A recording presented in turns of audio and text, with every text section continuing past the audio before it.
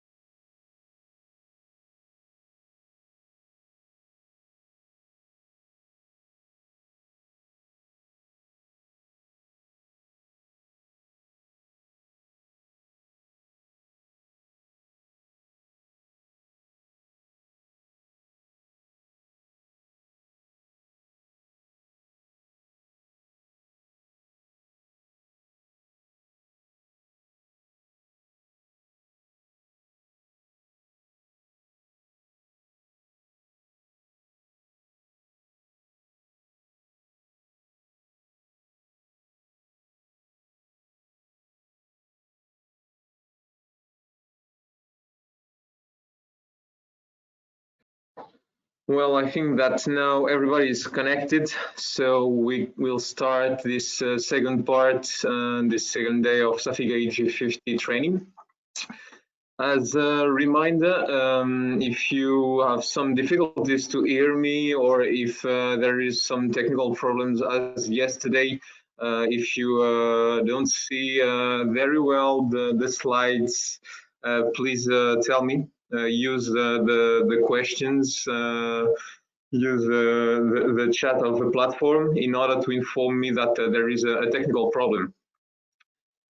So another time, thank you to everybody for being present another day, and thanks to all for to be present another time. Yesterday, as a reminder, we have seen the installation part, the physical installation part of the system, and the wiring. Today, we will have a look on the on-site commissioning, maintenance, and we will have a look more precisely on the algorithm of the system. So, today, as I said, we will here you have the agenda. In fact, just to give you the information of when we will see the all parts I've just mentioned. The main speakers today, and the only ones, will be Alain Ferragut for the algorithm part, who is our nuclear physics expert, and I will be another time the main speaker for the other parts. So let's start the on-site commissioning. So since you have done the installation, the physical installation of the old devices, you can do what we call the static checks. Be sure that you have the commissioning guides and also reports in order to note everything.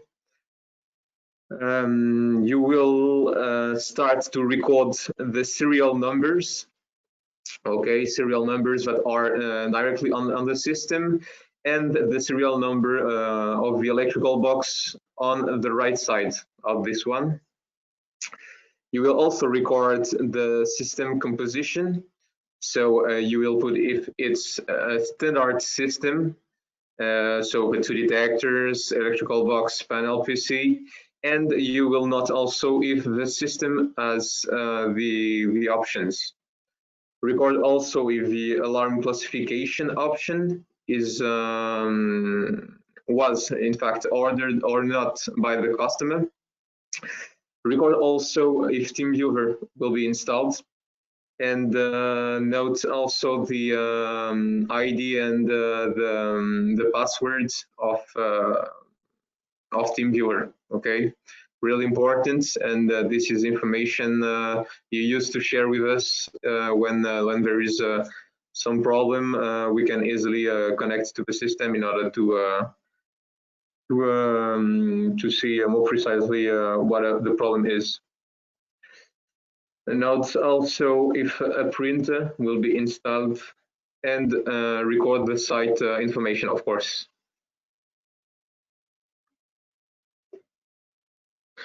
Then system of checks. So before switching on the system, records the serial numbers of, well, not the serial numbers, but more precisely the references and the software versions.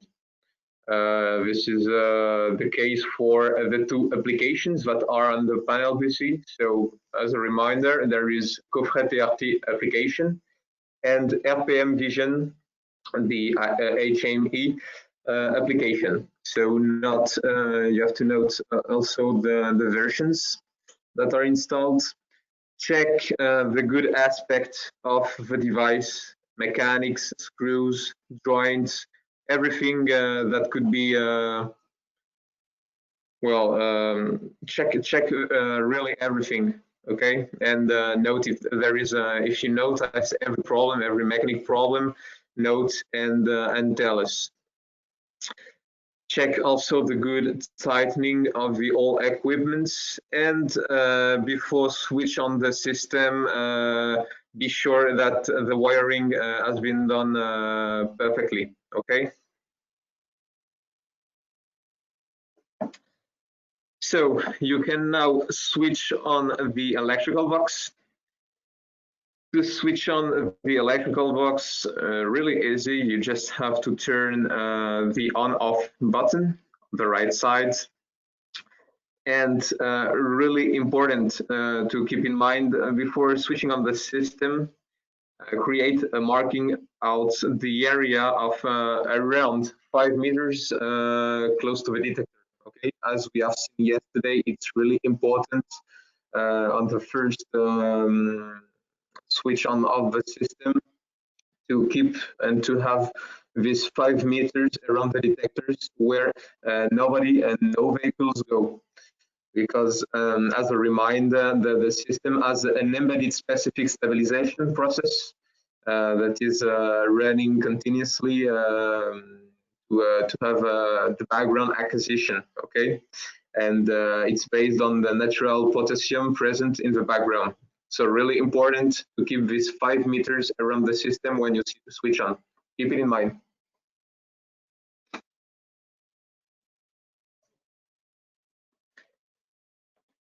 Since you switch on the electrical box, you will have two things. First one, on the electrical box, you will have the green light, which will blink during 11 minutes, 660 seconds. This is the stabilization time. So please wait during this time and let the system do its stabilization. And at the same time, the PC will automatically switch on with the two applications that will open automatically, Coffret TRT first and RPM Vision, which is the HME. And you will have on this RPM Vision application the message that the system is under stabilization.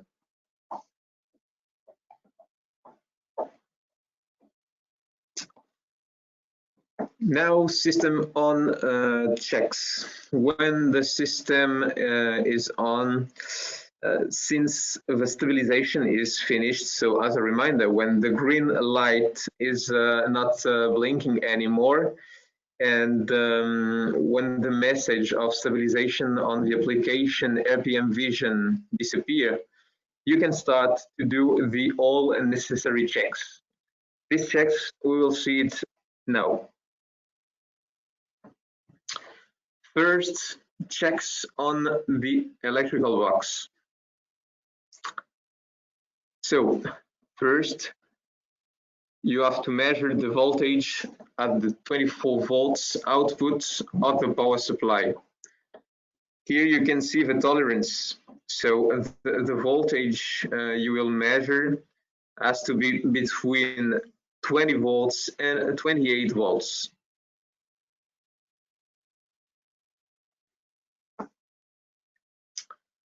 Then, since these checks have been done on the electrical box, you can do the checks on the panel PC. First, check the good initialization of the system, so the OS and the software starting. If everything works good, check that. And check and note also the versions of the two applications.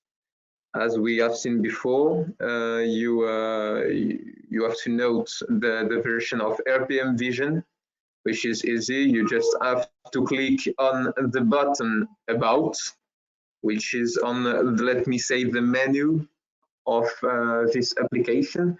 This is the button between user and exit on the left side of this view. Just click on this button and you will see the version. And do the same for Coffret TRT software. The information is at the top of the window. Really simple. You do not have to click on any button. Since it has been done, you can do the checks outside. So it concerns the mixing card, which is, as we have seen yesterday, and as you know perfectly now, This is on the master detector. So on the mixing cards, you have to measure the voltage between the terminal block G12 on the terminals 1 and 2, between the terminals 1 and 2 of G12. Okay, the tolerance here is between 21 volts and 27. Then you have to check that the power supply DELs number D4, D5, D9, D12, and D40 are switched on. Okay, here this is a bit difficult to see these DELs on the picture, but keep in mind this DELs, it concerns the power supply. So when you switch on the system, these DELs have to be switched on. Then you can check the communication. Communication DELs are the information of the communication. In fact, you can see it on D14 and D15 for the detector 1. If these DELs D14 and D15 are blinking, this is that there is a communication with detector 1. The same for detector 2. You have to check the DELs D18 and D19. If these DELs are blinking, this is good. You have communication with detector 2. And if you have a G100 option, not option, sorry, but if you have a system with 4 detectors, the SaphyGATE G100 version, you have to check the DELs D45 and D46 concerning detector 3, and D41 and D42 concerning detector 4. And the last one, check the DEL D23 concerning the Ethernet communication. If this DEL is blinking, also you have communication, Ethernet communication. So this is an important thing to check at this stage. It is really necessary to do these checks in order to see if you have power supply, and in order to see that if everything is communicating.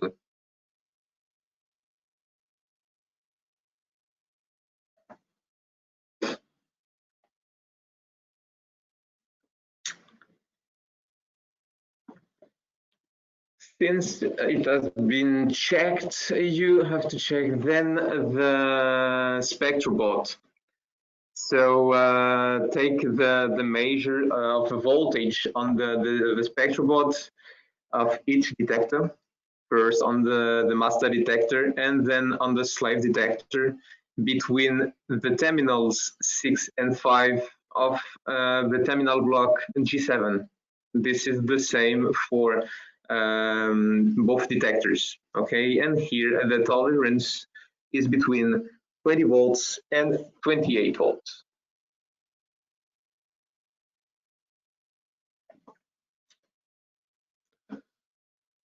Then general parameters. First, if it is easier for you, and in fact, I think it is, you can plug a keyboard and a computer mouse on the USB ports in order to do easier the commissioning, and it's easier, in fact. Then plug the USB key where you have the configurator tool, because the configurator tool is the tool you need to do the commissioning and put the correct, let me say, the correct parameters in order to set the system. Okay, since you have put this USB key, you can launch the configurator tool in order to parameter the system. Yes, and in fact, be sure before going to site, be sure that you have configurator tool in order to do this commissioning.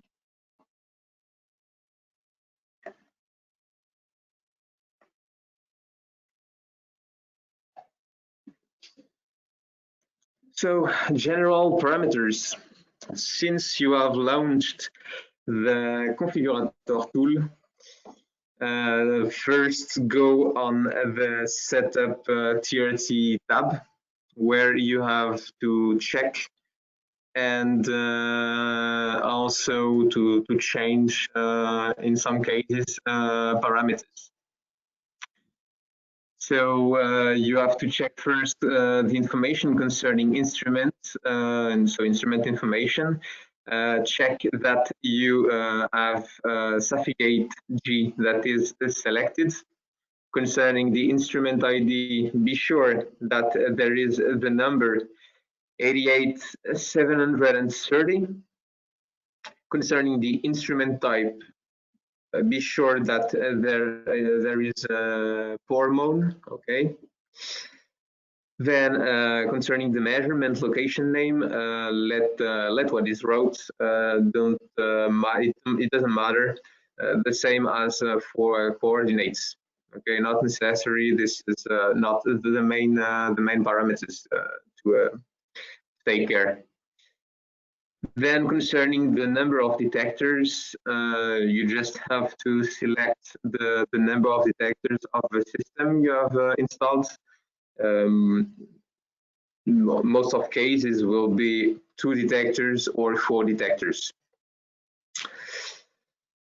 Concerning the wagon counting detector, if the option has been ordered by the customer, and if it is a train control, of course you have to put yes. You have to select yes. And if it's not the case, sorry, you just have to select no.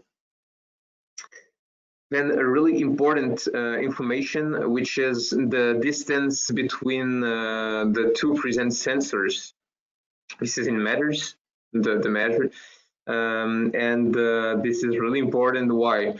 Because the speed calculation is based on this parameter, is based on the distance between the 2 present sensors and the time when the vehicle across the first present sensor and then the second one. So if you change the distance, and if the distance put here is not the one, the really one, it will result in a false calculation of the speed, and you will have a lot of speed anomalies. So don't change it if it's not necessary.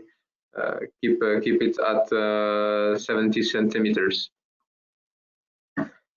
Then it concerns the stabilization time. This is called detector startup time in seconds for first measurement. So it concerns the stabilization we have just seen before. So we have said that it is 11 minutes of stabilization, which corresponds, of course, to 660 seconds.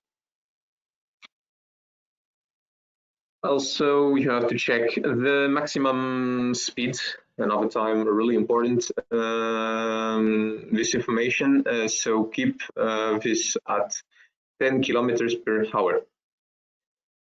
And concerning the camera information, you just have to put the IP addresses if the option has been taken.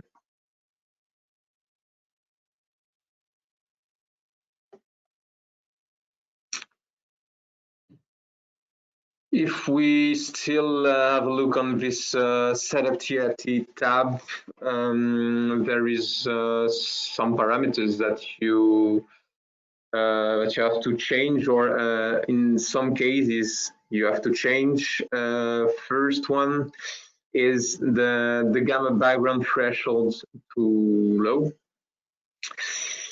Concerning the gamma background threshold to low, please note 5 values of background of each detector, and take the lower and divide by 2 the mean of these 5 values. Sorry, the lower of these 5 values.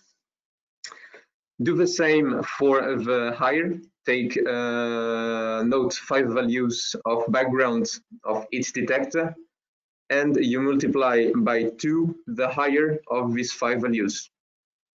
And then you can note here in configurator these values. Concerning background variation threshold, you can let it at 5,000 counts per second. Concerning the number of sigma for the alarm, as we have seen yesterday quickly, this is a standard. Let it at 5 sigma, okay? And the easier is to let the system run during a few days. Be sure that you have selected the transfer of XML files in order to take these files to analyze, and then if it's really necessary to adapt this this sigma, this number, we will tell it to you. The same for the standard alarm. This is the same as the previous one. And concerning the alarms, standard alarm authorized, keep it by default not activated. Okay.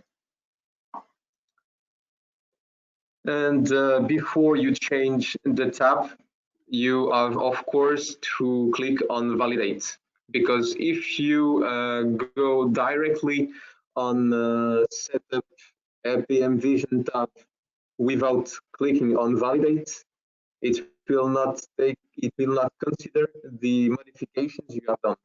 So be careful about that. Validate before changing the tab.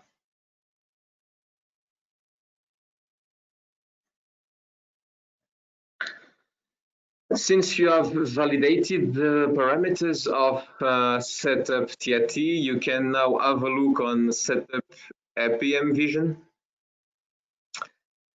So put here the information requested. First, the company name. So you just have to put the name of customer's company. The same for the address. If there is several addresses, you can put until 3 different addresses, or you can put a complement of address if it's necessary. You have to put also the company phone, the company number phone, and the email of your customer. And you can also, if you want, or if the customer wants a logo of the company, okay, you can download the logo. You can put the logo on desktop and then download it. And if you want then to delete it, you can also by clicking on the button.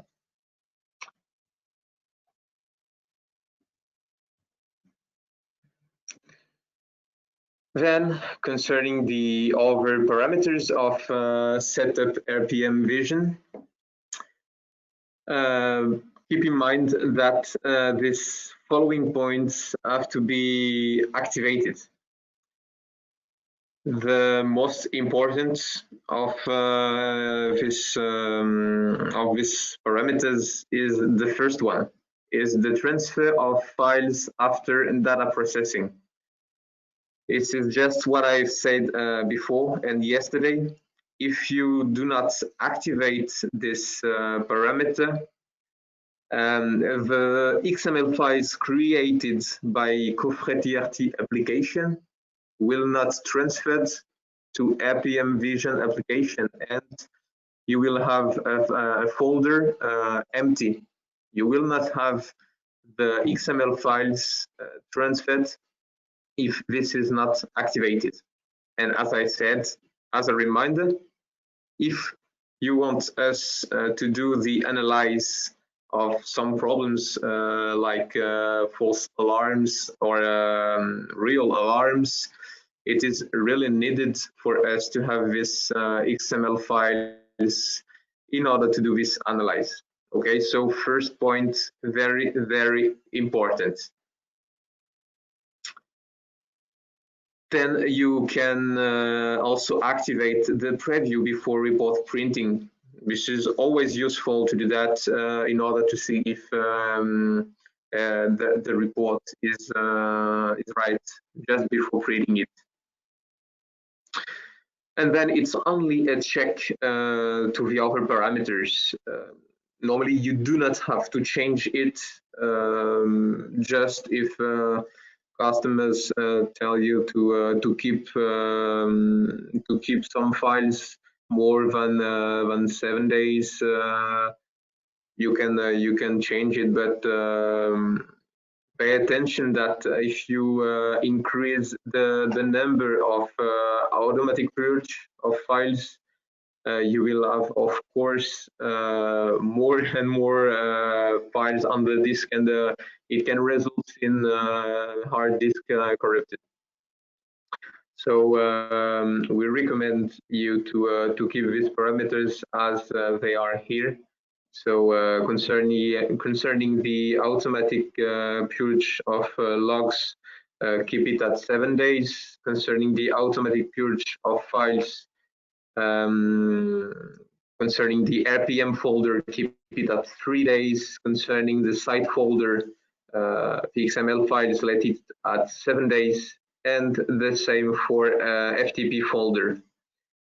And concerning the passages, the all passages stay during 1 year on the database.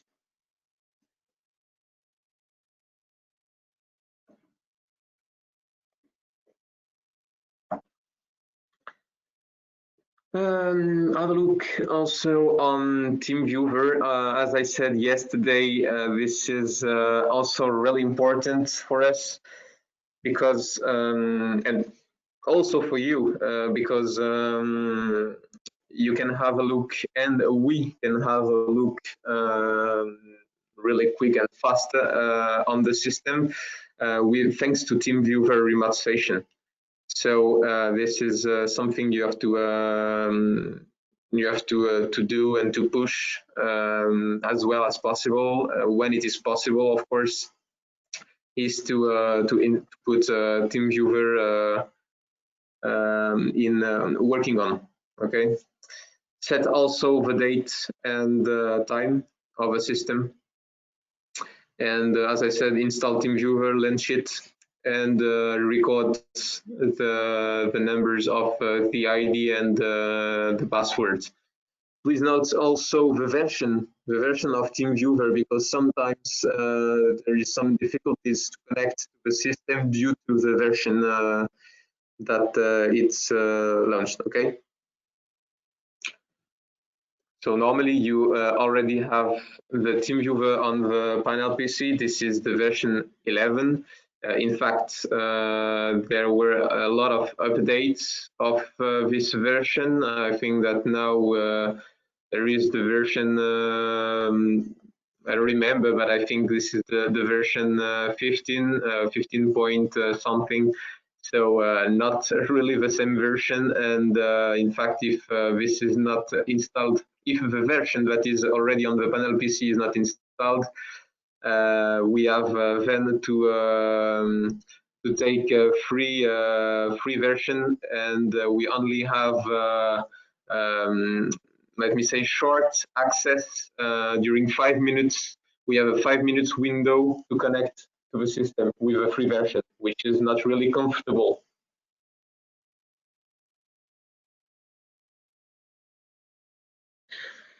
Since it has been done, it has been parameter on the panel PC, and since you have checked and completed the all parameters on the two,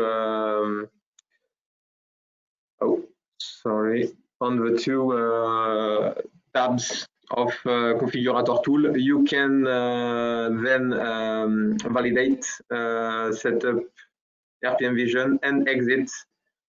And this is finished concerning the parameters on the panel PC. And since it has been done, you can parameter the present sensors.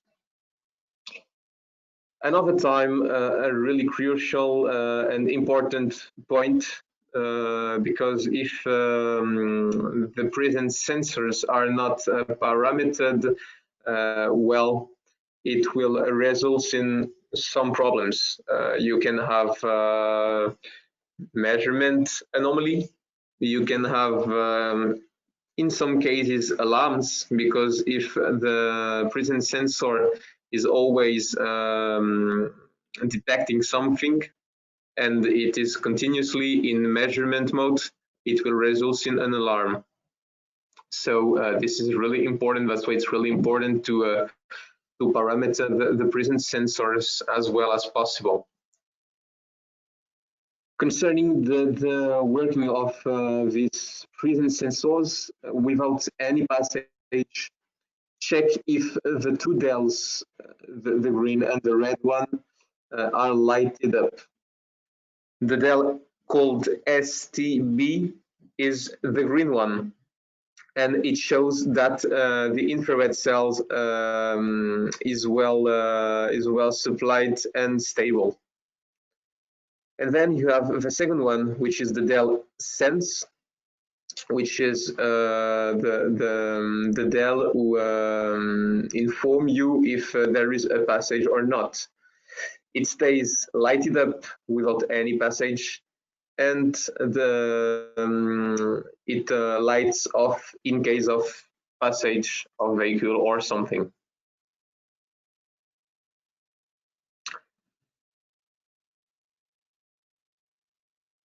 Then check the presence sensors configuration. So it means that you have to check if the infrared cells and more precisely if the beam of the present sensors are targeting the middle of the road. Okay, be sure that the beam of the infrared cells is targeting the middle of the road, and the present sensor will not activate when there is a passage behind the opposite detector, the opposite, sorry.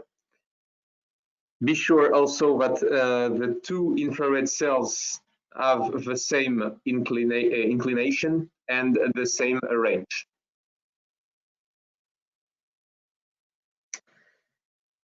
An indication also, be careful and adjust the distance of a beam in order to not detect the roads. To do that, this is really easy. You have a potentiometer on the top side of these infrared cells, and you just have to turn on the right side to increase the distance of the beam, or on the left side to decrease the distance of the beam.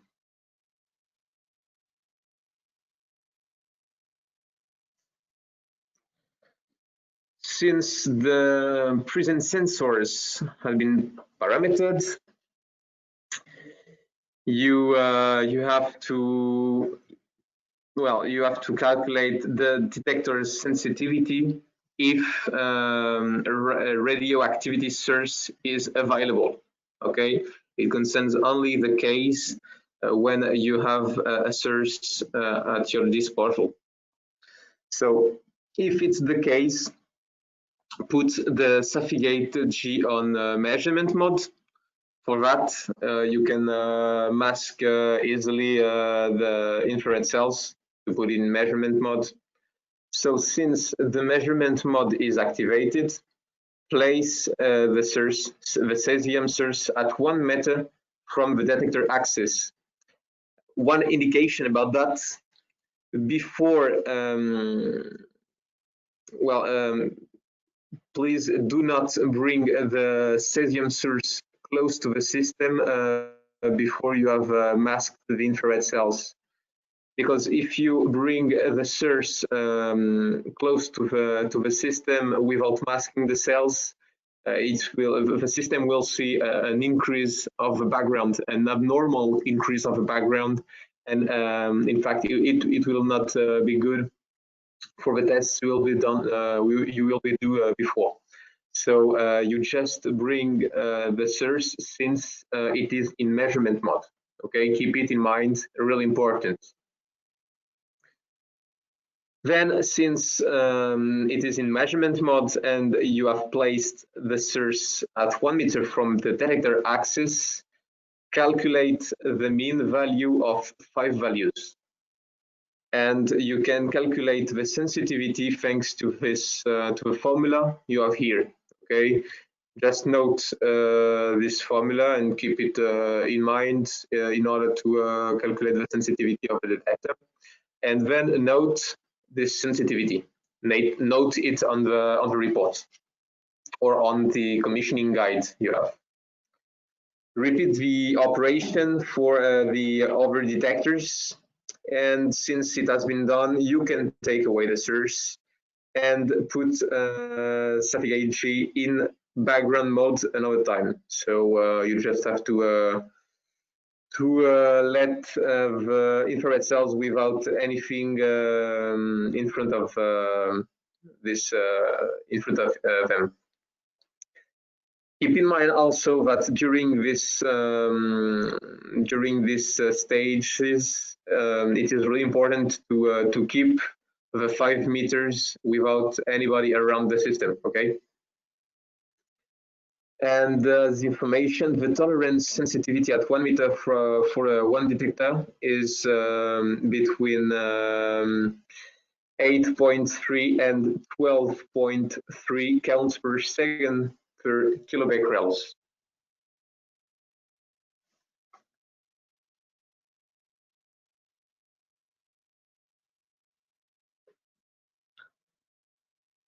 Then you have to do some tests in order to see if the system is working in good conditions.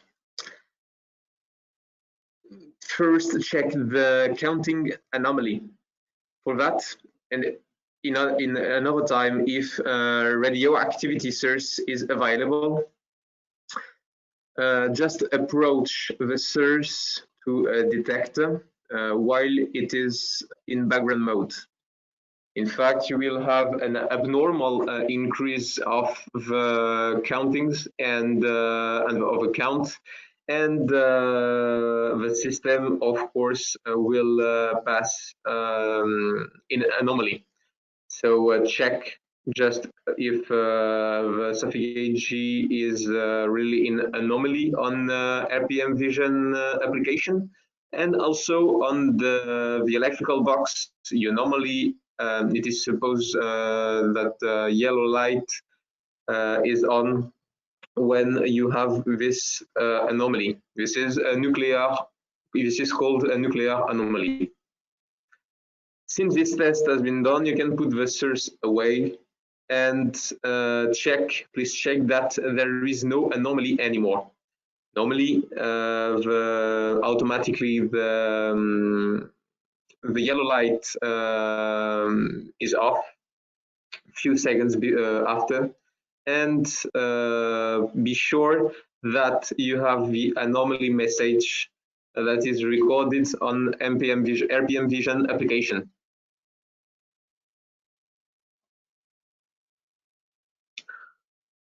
You can also do before the parameters save and just after the counting anomaly, you can also do a test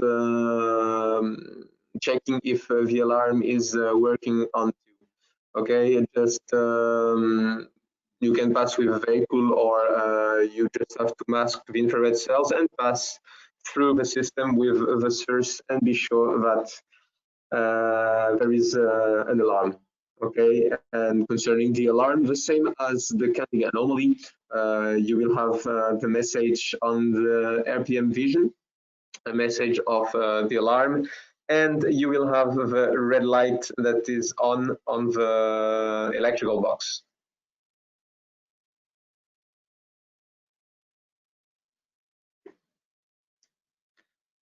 So this is exactly what I said. Do a passage first without alarm. Check that this is really recorded in the database. And if you have another time a source, if it is available, you can can check what I've just said concerning the alarm. And since you have checked that, just acknowledge the alarm and be sure that the acknowledgement of the alarm has been done properly. Check also that there is no failure and the green light is on since you have acknowledged the system. Now, have a look on the quiz. So, as yesterday, please write the answers on the question part of the platform, okay? I will ask you 8 questions. For each question, you will have 4 possibilities. So, as yesterday, just note the one you think that is correct, okay?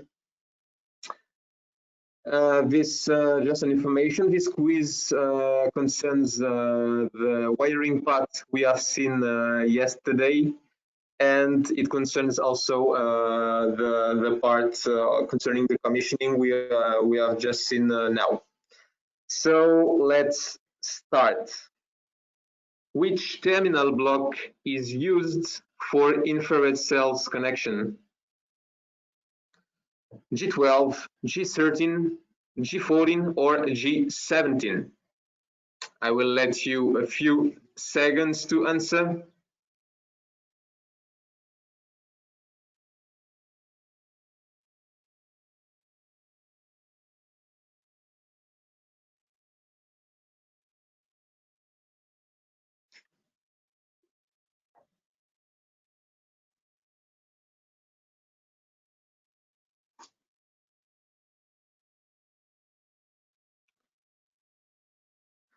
So I'll let you more few seconds. Well, in fact, there is a lot of answers, different answers, and in fact, the good answer is the G13. So the answer B. As a reminder, the terminal blocks G12 and G14 concerns the power supply, okay, and on the mixing board. The G17 terminal block is for Ethernet communication, and for infrared cells, the terminal block is the G13. So the B was the good answer. Second question, as a standard, at which value is the alarm threshold parameter? At 4 sigma, 5 sigma, 6 sigma, or 7 sigma?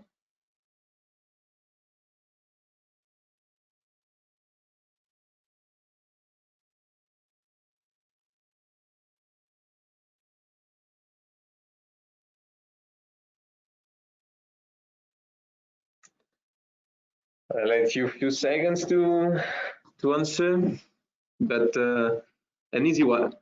This is an easy question, and everything seems to answer the right answer. So, with no surprises, it is of course 5 sigma. Congrats to everybody. Third question. What is the distance between the 2 infrared cells? 0.40 meters, 0.50 meters, 0.60 meters, or 0.70 meters.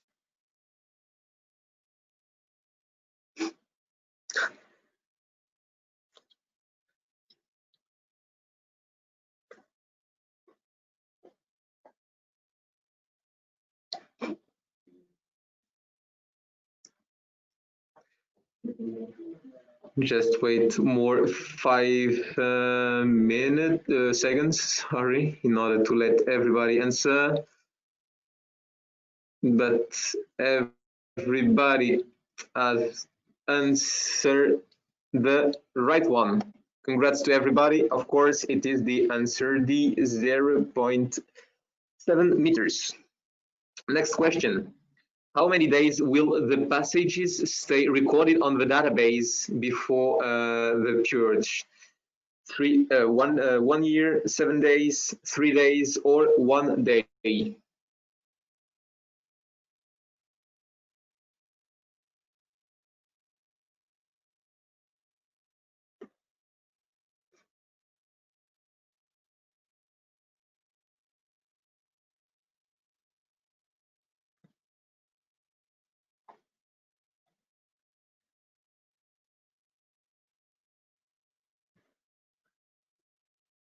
I let you more few seconds.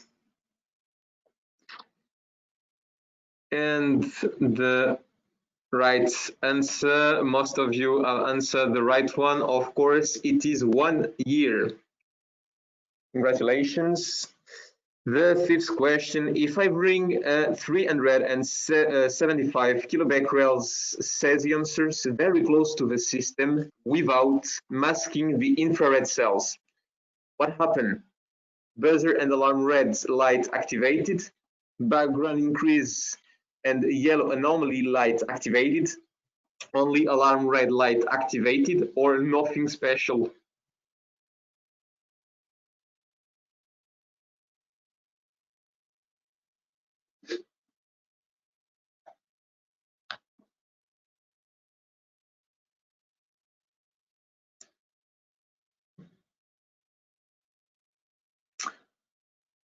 Okay, I think that everybody has answered. So the good one, of course, as everybody answered, is the B. Congrats to everybody. The sixth one. How long is the stabilization time at the system start? 660 seconds, 720 seconds, 780 seconds, or 840 seconds?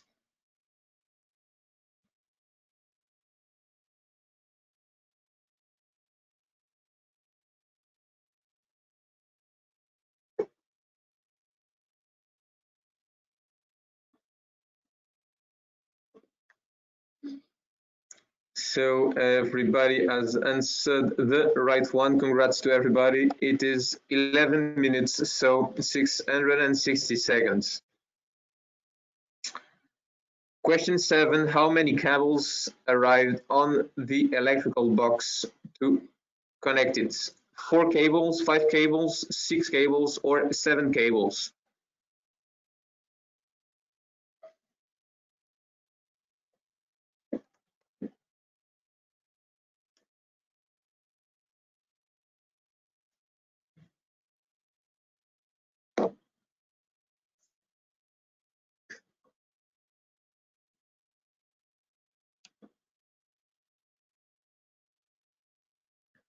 I let you more seconds to let everybody answer, because there is some answers.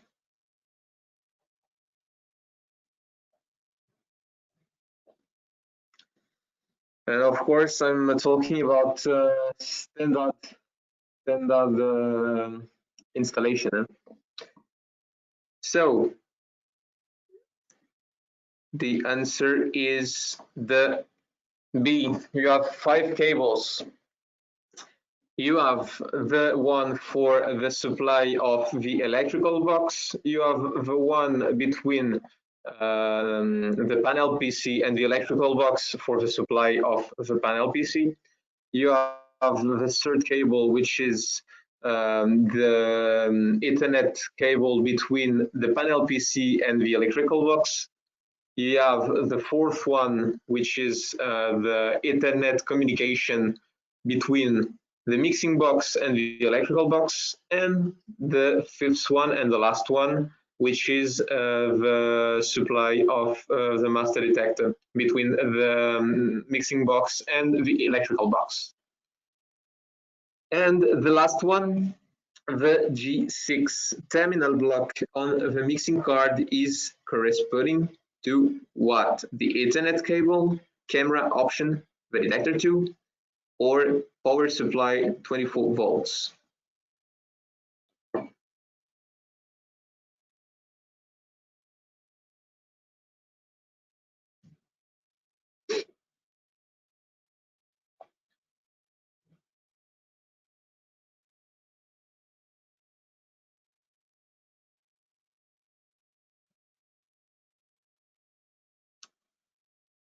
I let you a few seconds. I can see some answers, so not so easy. More 5 seconds.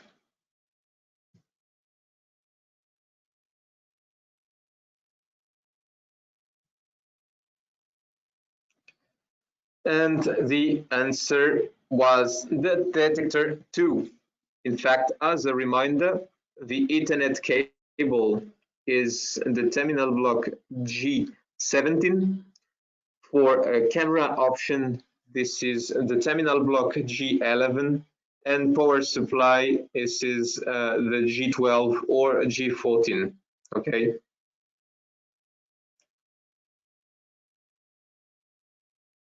So now this quiz is finished, and we will start the SaphyGATE G algorithm part.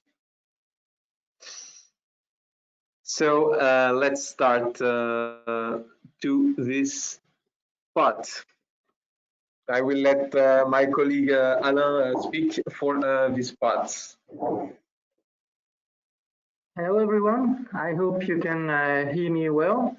I'm going to introduce you how the algorithm is working for the source detection, and going to talk about the principle, some equations, and the associated parameters. And all the parameters associated with this algorithm are inside a file which is called the parameter.xml file, and some of these parameters are available on the at the interface that Frederick has shown you before. So what are we doing with the SaphyGATE G? We try to detect a spectral anomaly between the measurement when the truck is passing in the lane and the background spectrum. So we try to figure out if the measurement spectrum is different from the background spectrum. This is different from the previous, I would call the old or standard algorithm that we used in the past, which was an algorithm based only on gross counting rates. So you have, for this previous algorithm, you had background counting rates, and you tried to find an increase of counting rates during the passage of the truck in the lane. So I will show you why we are doing a more sophisticated technique, and what is the principle of this technique. So what you can see here on the graph, you have two spectra. These two spectra are the spectra that are made inside the spectral board. The spectral board is the electronic board which is just behind the photomultiplier in each detector of the SaphyGATE G. So each detector makes this spectrum. And what do we see? Just to introduce you the principle. This is a long time acquisition, just to show you what is going on. So in blue, you have the blue curve is the background spectrum. In the x-axis, you have the channel number. So the spectral board is a 1024 channel spectral board digitizer. In the y-axis, you have the number of counts that are recorded in each channel. For instance, for channel 4, 380 or 90, you have something like 1,000 counts. So now you put a source, a cesium source, and the cesium source will produce the red spectrum. And as you can see, the shapes are different. For comparison purpose, I have normalized each spectrum to the same number of counts. So if it's different, it's only due to the shape of the energy spectrum, no difference in the count rate.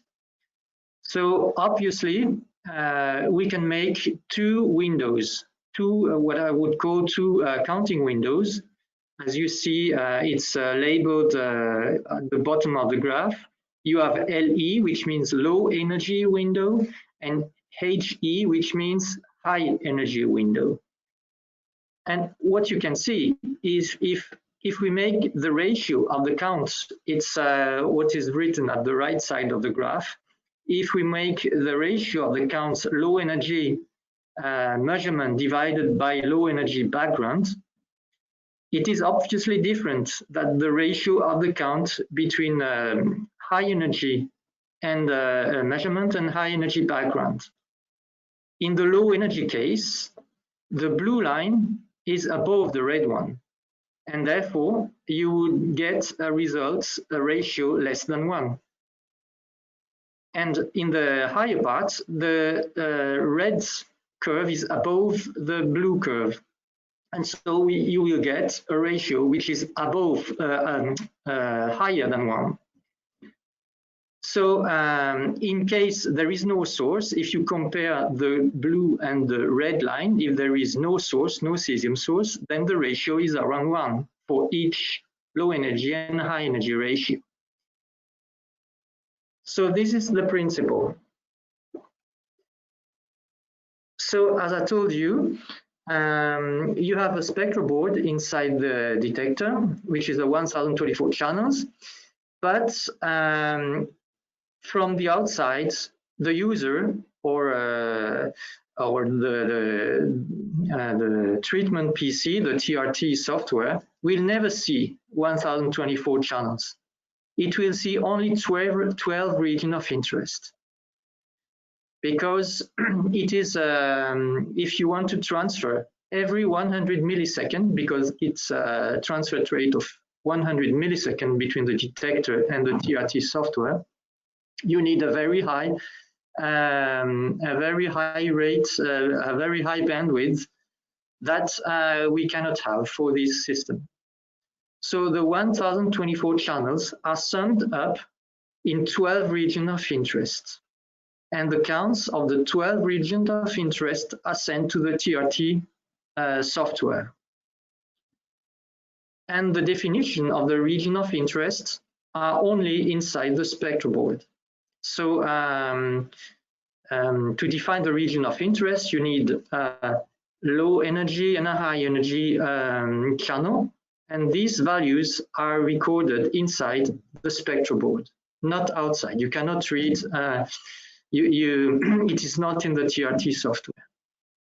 So it's in the firmware of the spectral board.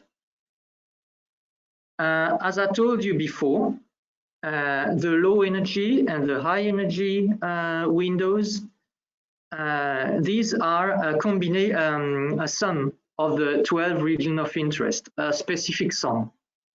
For instance, you can imagine here, you can imagine that the low energy part is the sum of the region of interest 1 and the region of interest 2. And the high energy can be the sum of the region of interest 3 plus the region of interest, let's say 7, for instance. Oops, sorry. So the algorithm uses the ratio of counts between measurement and background for low energy and high energy large windows, and these are some of the 12 regions of interest. And we have 8 such combination, low energy and high energy. Why do we have 8 of these? So we have 8 of this combination low energy and high energy, which are different. And why do we have 8 of these? Is just to be sure that we do not miss a source due to its specific spectrum. For cesium, we have an optimized combination. For americium, we have another one. For iodine 131, we have another one extra. So as you see on the right side, you have what TRT sees. At the left side, you have what is inside the spectral board, and on the right side, you have the histogram, what is seen by TRT software. You have the counts versus the number of the region of interest from 1 to 12. And the TRT software is making the sum of some combination of this region of interest to get the low energy and high energy sets of couples. So it seems a little bit complicated. Why are we doing such gamma detection with a spectrum analysis? Well, actually, this is one real passage that we have made on our site. A truck was passing through the system. At what you can see, if you read from the left side to the right side of this curve, you see a drop of the counting rate. And the counting rate is more or less stable on a wide region of time, because this is time, and then an increase of the counting rate. So the drop of the counting rate is when the truck is coming into the lane between the detectors. So you have a shielding effect of the background. Why this shielding effect? It's because mainly the background gamma background comes from the ground.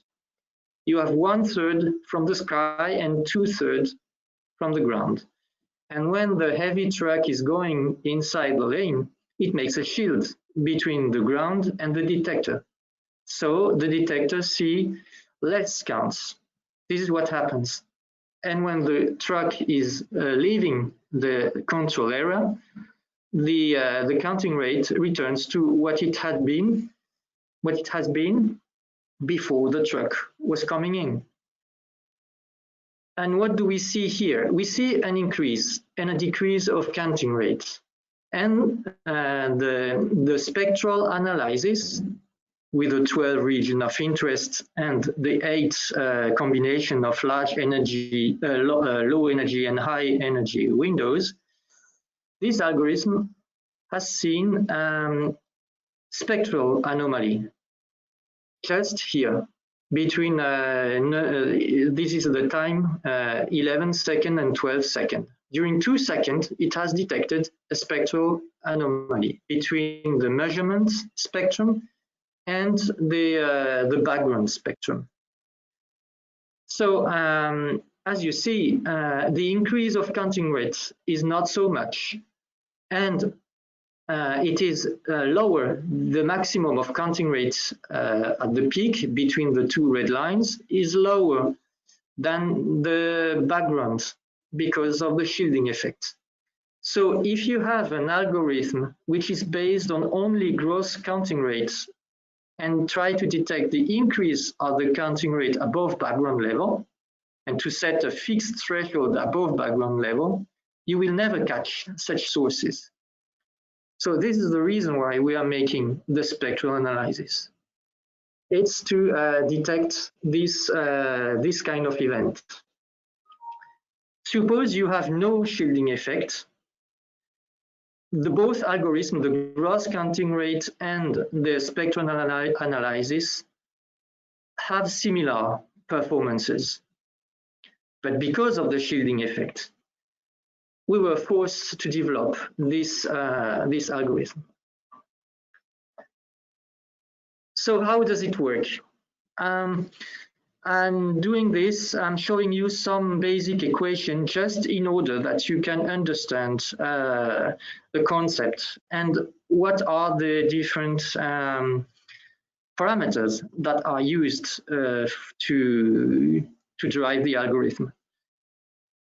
So we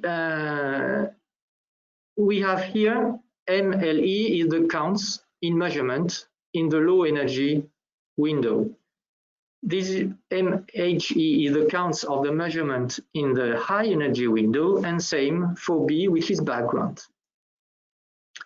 The counts are refreshed every 100 milliseconds for M, LE, and IHE. It is calculated every 100 milliseconds, and it is summed for 1 second as a moving average. So you have these M values are a moving average refreshed every 100 milliseconds, and the duration of the average is 1 second. We have a second acquisition rate to get more statistics, because sometimes 1 second is not enough. So during the passage, we have a second acquisition rate, which makes MLE and MHE accounts over 4 seconds. 4 seconds. So it's a more precise average, but slower. And also refreshed every 100 milliseconds. And both acquisitions are treated simultaneously by the algorithm in the same way. So suppose that we are in a perfect world. In a perfect world, this value MC is equal to 0 if there is no spectral anomaly. Because remember, the ratio MLE divided by BLE must be equal to MHE divided by BHE. And when we made the first test of this, we have seen that even without source, with a truck passing through a lane, you would not get 0 here, but something which is shifted due to some very small spectrum distortion due to the shielding effect. When you have the background and you put a truck and then you compare the both spectra, they are not exactly the same. They do not have exactly the same shape. And this has forced us to introduce offset, which is just an additive value, because the background spectrum is a little bit distorted by the presence of the truck during the measurement. If you don't put this, you have 10 to 12% of false alarm rate, which is not possible. So this was put in order to adjust this equation in order to get 0 with some fluctuation, 0 for this MC variable when there is no source and the track. Here you have the second equation is the expression of this offset. What do we have here? We have K at is the attenuation coefficient, which is actually the transmission, but anyway, you have K at equal 1 if there is a pedestrian or a very, very light vehicle. And you have K at equal 0.6 or 0.5 if you have a very heavy truck. This is calculated every 100 milliseconds by the algorithm. I don't detail how it is calculated, but it is calculated, and we have an estimation of this.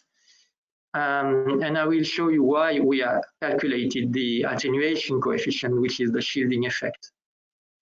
And then we have, of course, here you have BLE, which is the background in the low energy window.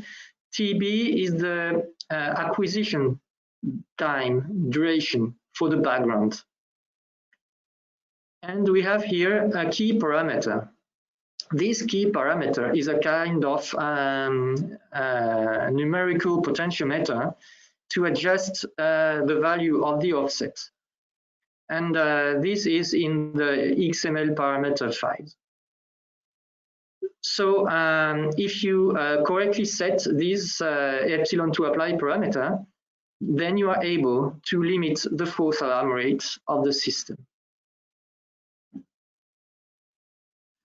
So I will spend some time on this slide to explain to you why this epsilon to apply is very crucial parameter.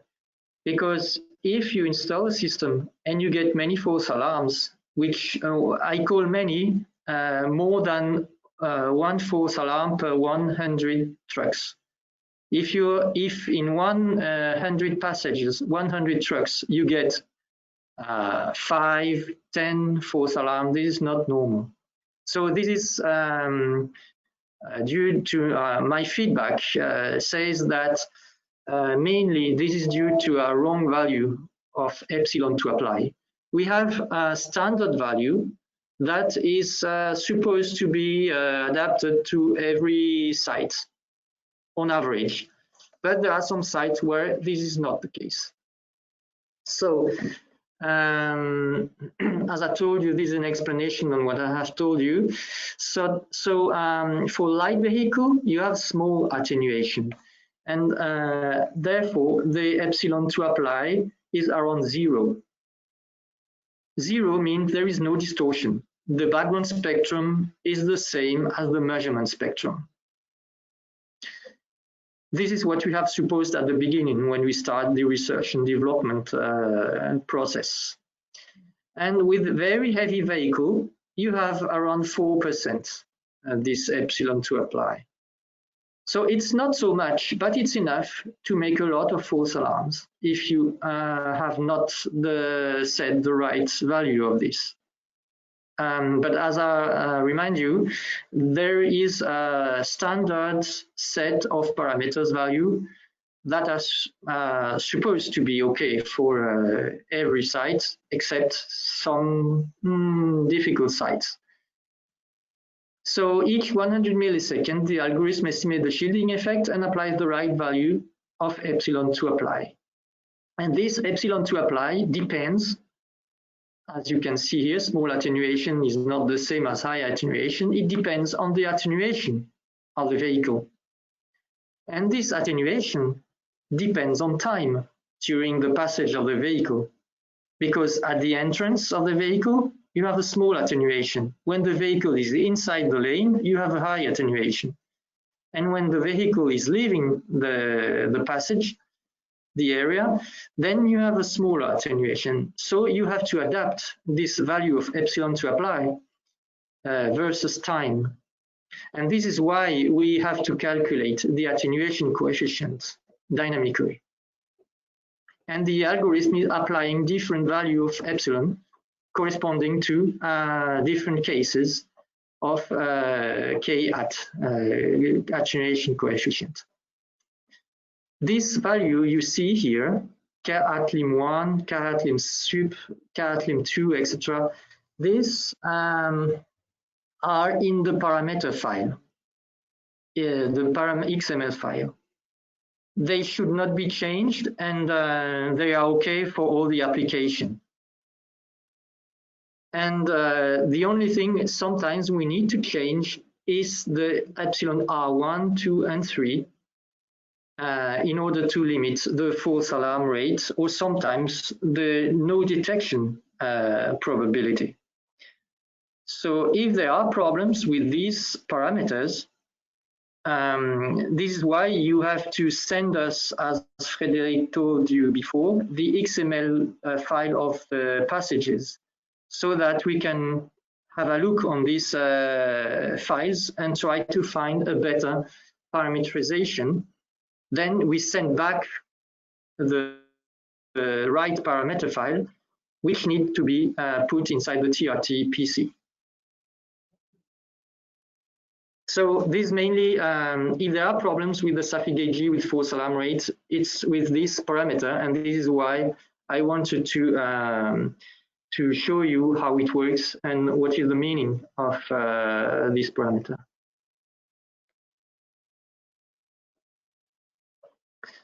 So what are we doing with these MC values, which are some kind of calculated counts? There is a threshold on the MC values, because as I told you, if the offset value is correctly set, the MC value should fluctuate around 0. But it fluctuates, so that means what is the threshold we have to set? as a positive value and also negative, because the value can be negative, in order to detect the source. So in the same way as there is a sigma value for the gross counting rate, there is a sigma value for this MC calculated quantity. I just show you the expression here. And this value, sigma, depends on the acquisition duration. You remember the sliding average. So sometimes, we have a 1 second sliding average and a 4 second sliding average. So we apply the correct, for each acquisition rate, we apply the correct TM value here inside the algorithm. So you have two alarm thresholds based on this sigma value, the positive and the negative.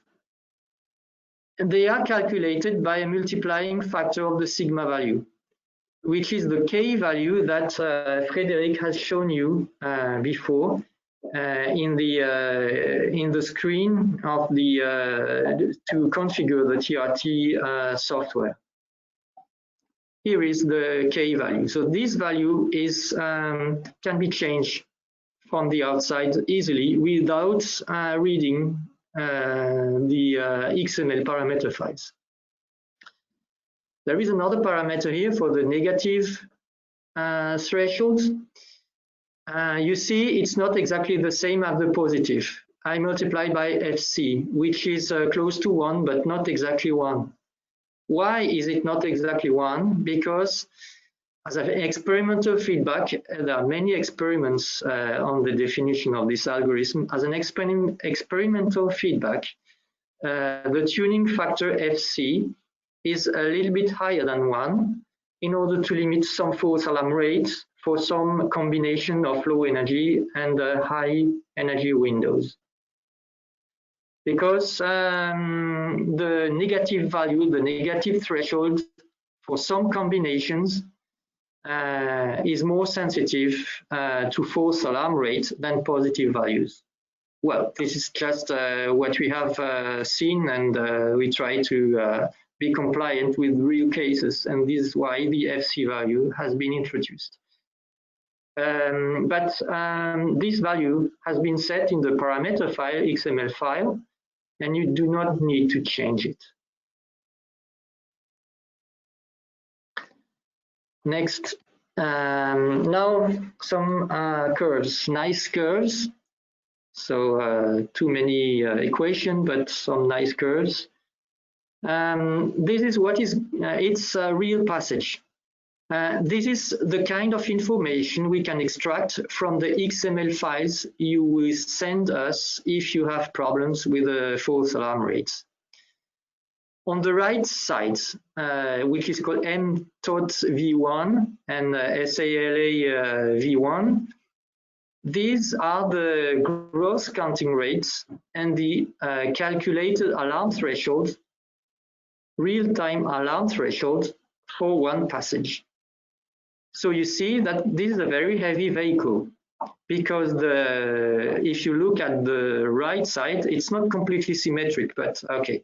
If you look at the right side, which is the exit of the vehicle from the control area, you have almost 4,000 counts per second, 4,000. At the bottom of the curve, when the truck is passing, you have 2,000 counts per second, which is 50% of attenuation. This is more or less the maximum of attenuation we can see during passages. On average, we have 30%. When you have a light vehicle, you have only 5%. When you have a pedestrian, you have 0% of attenuation. So this is a very heavy truck. You can just see here that it's a heavy truck and not a light vehicle. And this is the example I have shown you before with the increase of counting rates around 100 or 150, which is the sample in time. I is the sample number, which is every 100 milliseconds. So 200 means 20 seconds. So around 10 seconds, 10, 11 seconds, there was a source. detected. So why did we detect this source? Well, we detect this source because the algorithm I have a little bit explained to you has detected a spectral anomaly. And this is, in the real case, what I mean by spectral anomaly. This is one of the MC value for one combination. You see, I have told you we have 8 combination of low energy and high energy windows. This is the number 6. Why the number 6? Because the energy of the source and the diffusion inside the truck was so that the number 6 combination has triggered the alarm. When there is no source, you see fluctuation around 0. So this means, obviously, the parameter in I have told you before, they are correctly set because no source average value is 0 and it fluctuates because of random fluctuation from the counts. But you see there is a sharp drop of the curve here around 11 seconds. This is due to a spectral anomaly in the ratio between measurement and background counts in the low energy and the high energy windows. And because it's below the green threshold, which is DT neg, shown in the previous slide, you get the alarm. So this is an example of passage with source. Then you have an example of passage. I made a mistake. It's not with source, it's without source. So you have to read example of passage without source. And you see, it's a faster passage. It's only, there are 50 samples, that means 5 seconds. But still, you see, if you look at the right graph on the right side, you have a passage of a quite heavy truck because there is a obvious shielding effect. So the red curve is the counting rate. The blue curve is the alarm threshold, which is calculated by the algorithm. And as you see, the red curve is always below the blue curve, and therefore there is no alarm. And as you see here, of course, there are some fluctuations, but it's still around 0, and it's within the limits for the alarms. So there is no alarm in this case. And there is no alarm, there is no source. So now, let me explain you something else. I have spoken about the algorithm, which is a spectral analysis algorithm. But the customer, the user, should not have to handle this because it's very complicated. And so on the left side here, on the graph on the left side, if you remember, it's what the algorithm is calculating to detect a source.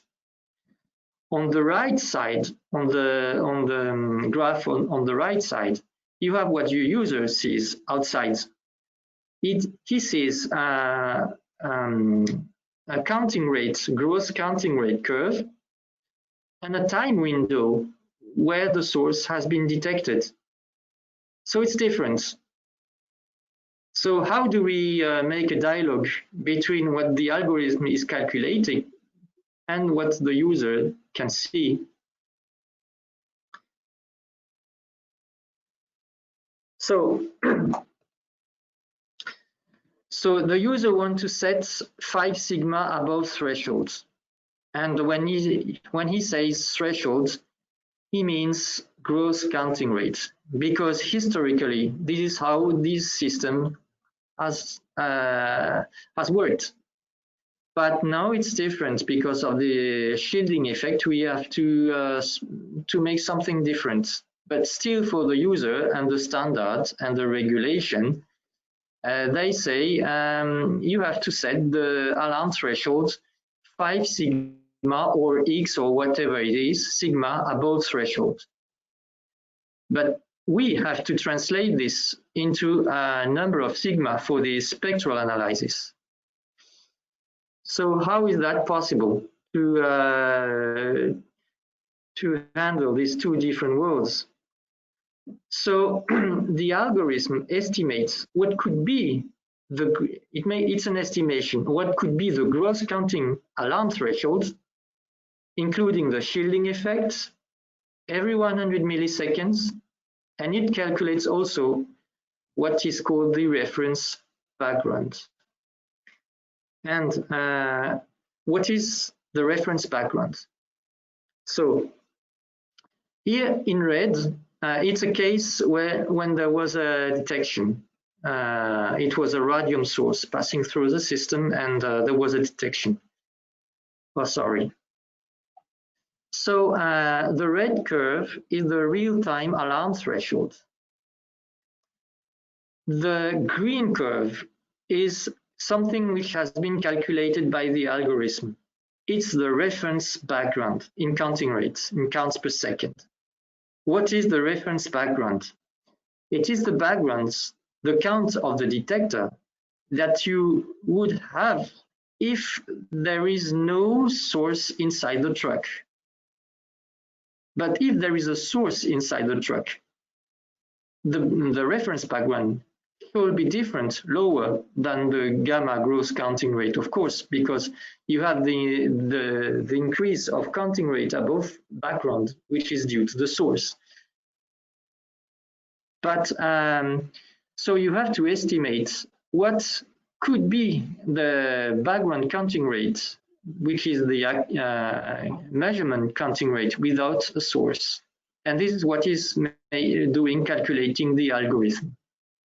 And it calculates also a real-time alarm threshold, which is the red curve, which is set at 5 sigma above the reference background. Because when the user says we want to set the threshold at 5 sigma above background, he has to see on the curve that it's truly 5 sigma. So the algorithm is handling this, and the algorithm is estimating a reference background value and a real-time alarm threshold value and set it at 5 sigma.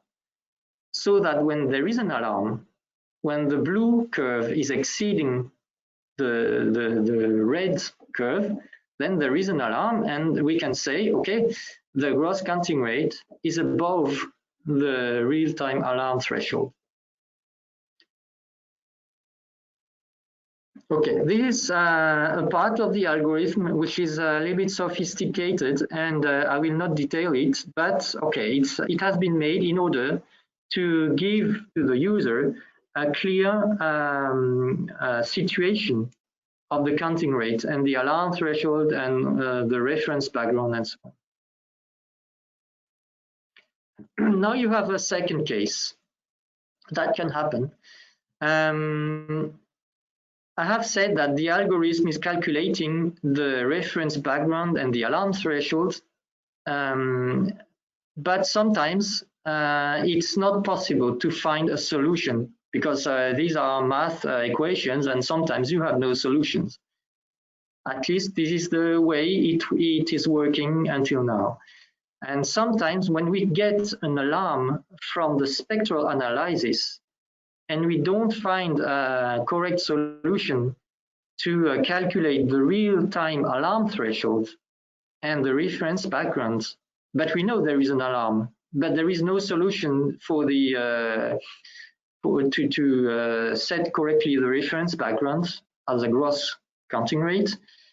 Then what we are doing, we just put, but this arbitrarily, we just put the red curve, which is the real-time alarm threshold, 1 count per second below the counting rate, the gross counting rate curve, so that we tell to the outside world that there is an exceeding of the alarm threshold, but we don't know exactly how much it exceeds.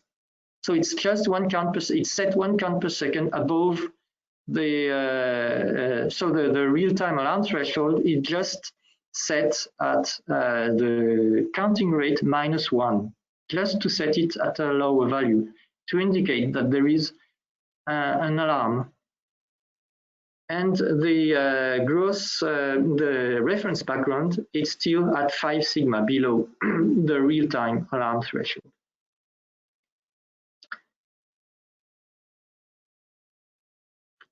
And now you have the third case, when there is no alarm at all. So here you have a passage of a truck, and you can see that the green curve and the blue curve of the real counting rate are the same, because there is no source, and therefore the measured counting rate is exactly what we call the reference background. Background equal measurement because there is no source. And the real-time alarm threshold is following the same shape at 5 sigma distance from the reference background and the gross counting rate.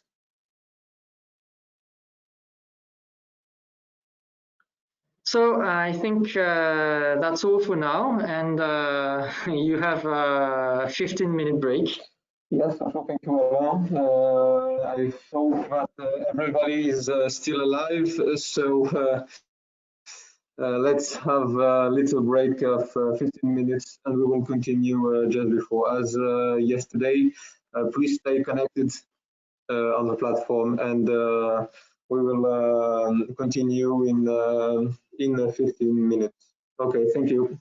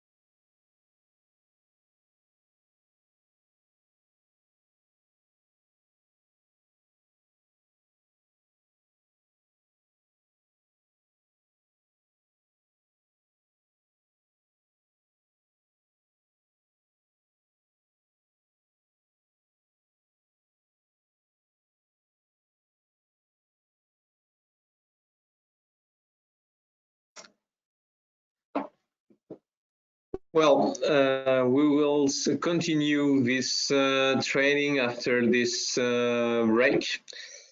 So we will now have a look on the HME. So concerning the HME is the RPM Vision application part. As you know, the GoFRT part is for calculation, and the application of RPM Vision concerns the HME, and you can visualize the all data needed and necessary on this application. So concerning working principle, as I already said, there is 3 applications continuously work on the panel PC. The first one is GoFRT. So this is for everybody normally a reminder. GoFRT application communicates with the mixing card, and do the GoFRT application do the all calculation. There is on GoFRT. GoFRT in fact is this is on the GoFRT where you have the algorithm calculation. That was explained just before by Alain. And GoFRT manage also the alarms and create the measurement files we call XML files. This is the GoFRT that for each passage creates one XML file for background and one XML file when you have a passage, which is the measurement XML file. You also have the application FTP server, who will allows the exchange of files between GoFRT and RPM Vision. In fact, when you have a passage, so when a vehicle across the system, this means that the system is in measurement mode. GoFRT application will create a file, and then RPM Vision application will exchange with GoFRT application in order to get this file and to put this file on the database. And the third application, of course, is RPM Vision. So RPM Vision, as I said, retrieve the XML files created by GoFRT. It put then these files on the database, and RPM Vision is the HME, and it allows you to, or the user, to visualize the background, the old passages, the events, and so on.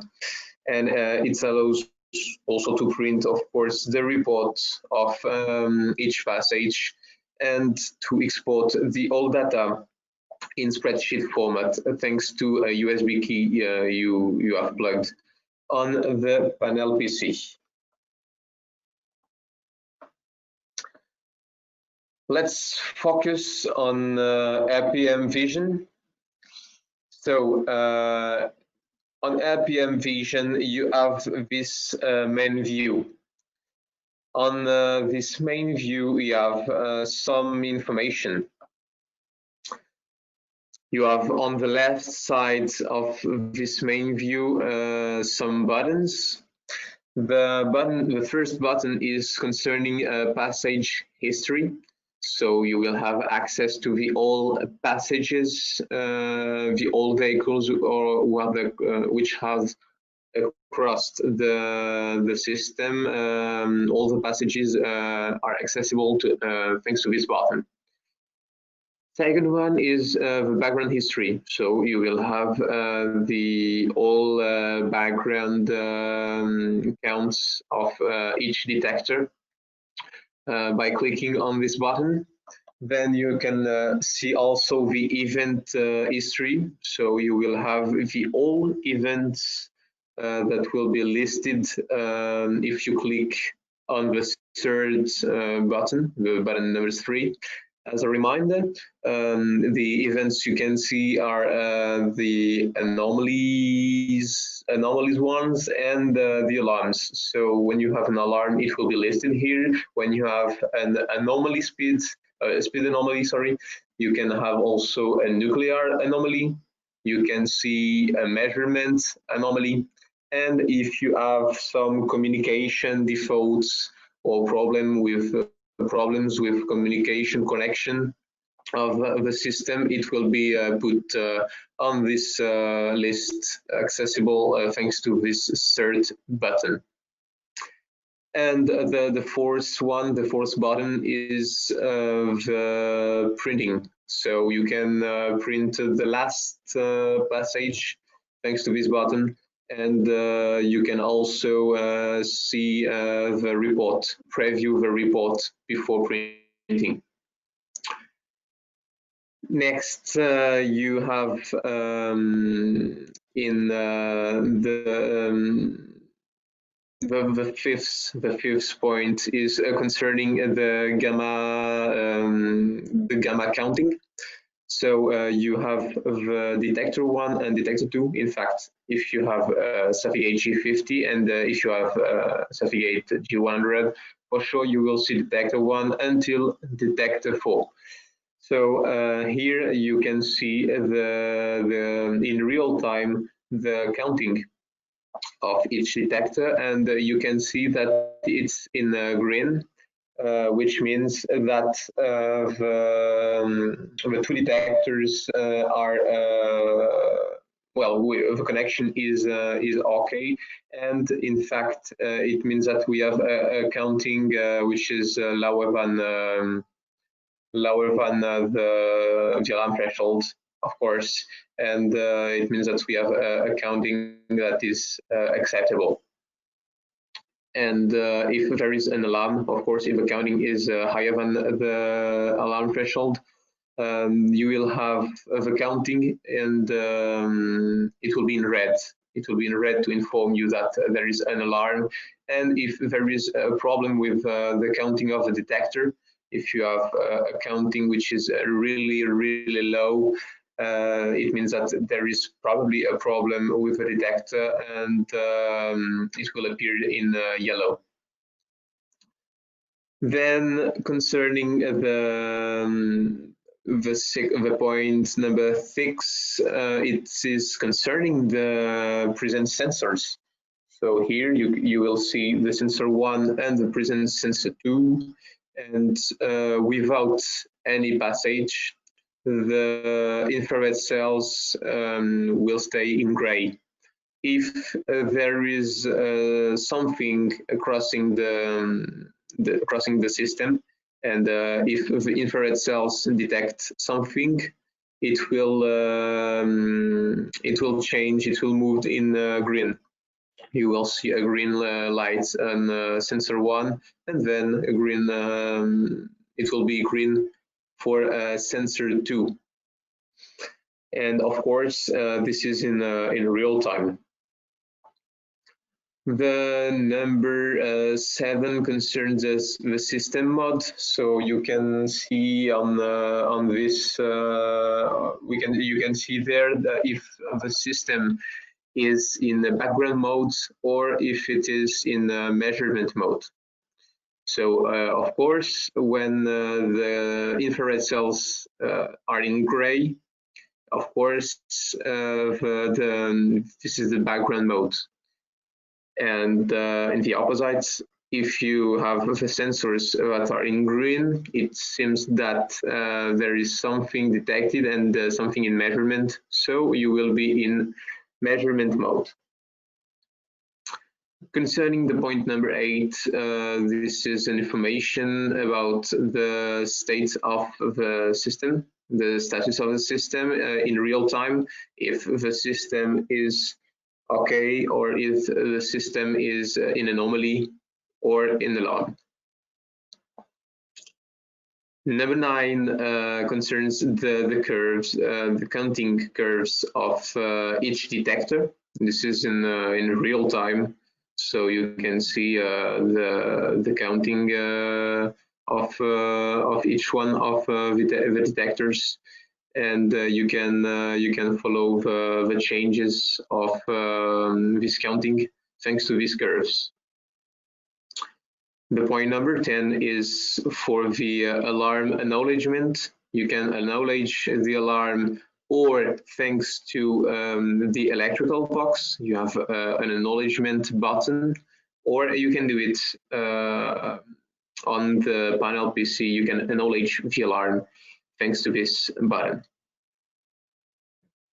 Concerning the point number 11, this is the return button, and you come back to the menu.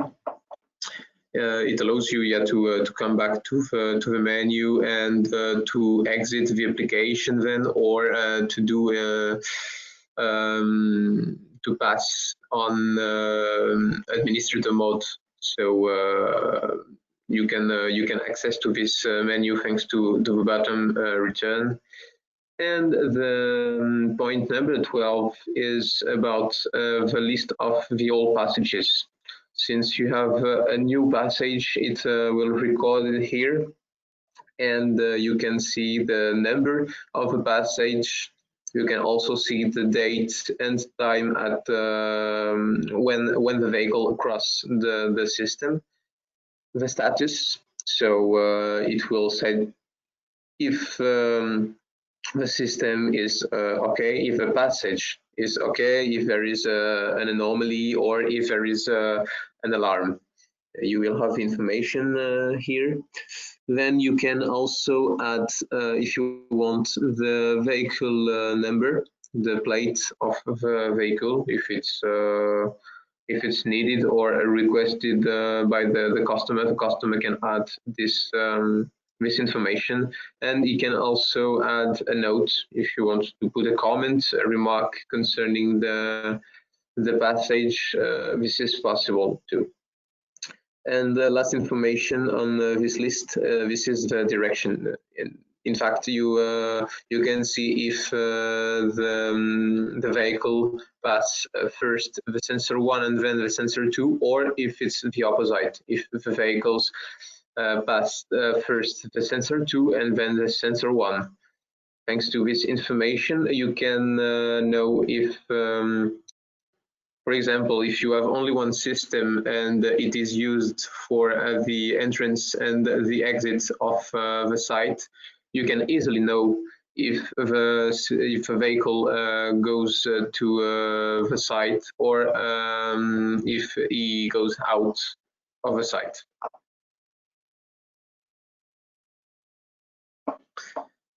So as I just said before, you can click on the button return in order to go to the main, to the menu. And here on the menu, you can change into administrator mode. You can be the administrator by clicking on the button user. So since you click on this button user, you will it is needed to put a password. This password, be careful, is not to communicate. Okay, this password is only to keep for you. And I remember that the password is RCVL. The password is, I repeat, RCVL. This password is not to communicate, and thanks to this password, you can change into administrator mode.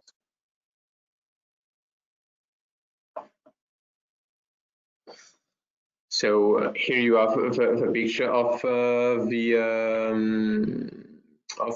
keyboard that appears if you want to pass in administrator mode, or if you want to close APM Vision.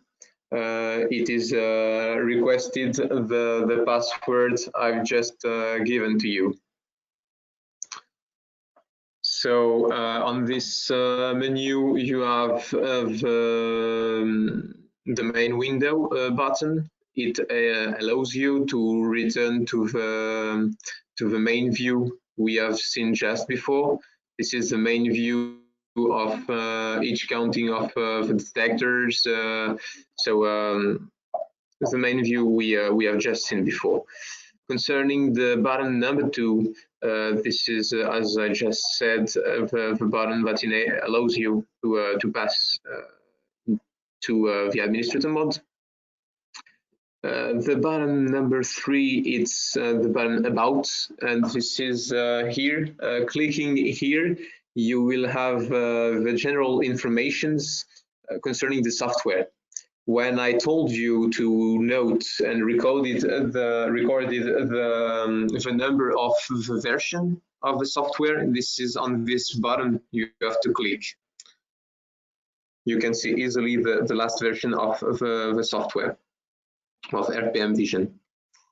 And the button number 4 concerns the exit button. This is to close the system. And just want to take a few seconds to tell you something really important. To close RPM Vision in, let me say, properly way. In fact, to exit and to close RPM Vision, you have to pass into administrator mode. For that, you have to click first in on the user button, put the password RCVL, and then, since you are in administrator mode, you can click on exit. Now it will ask you another time the password, so you put again RCVL and click in enter. Then you just have to wait about 10 or 15 seconds and the application RPM Vision will close properly. Okay.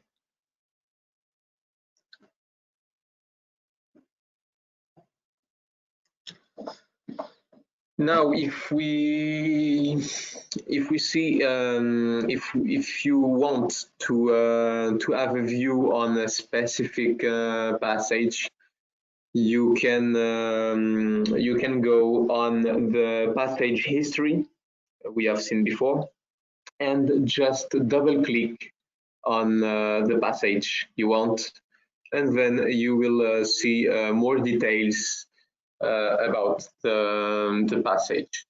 So you can see at the top left of this view the number, first the number of the passage. You can also see the date and the time of this passage and the duration. You can see the duration of the passage. Just a few words concerning the duration. This is also important to keep in mind and to know that normally the duration of a passage is supposed to be only a few seconds. Sometimes, if the truck is if the truck stops on the system, 1, 2, or 3 minutes. There's no matter, but be careful if the vehicle stays a lot of time on the system and if the infrared cells are activated too much time, it can result in a false alarm in this case.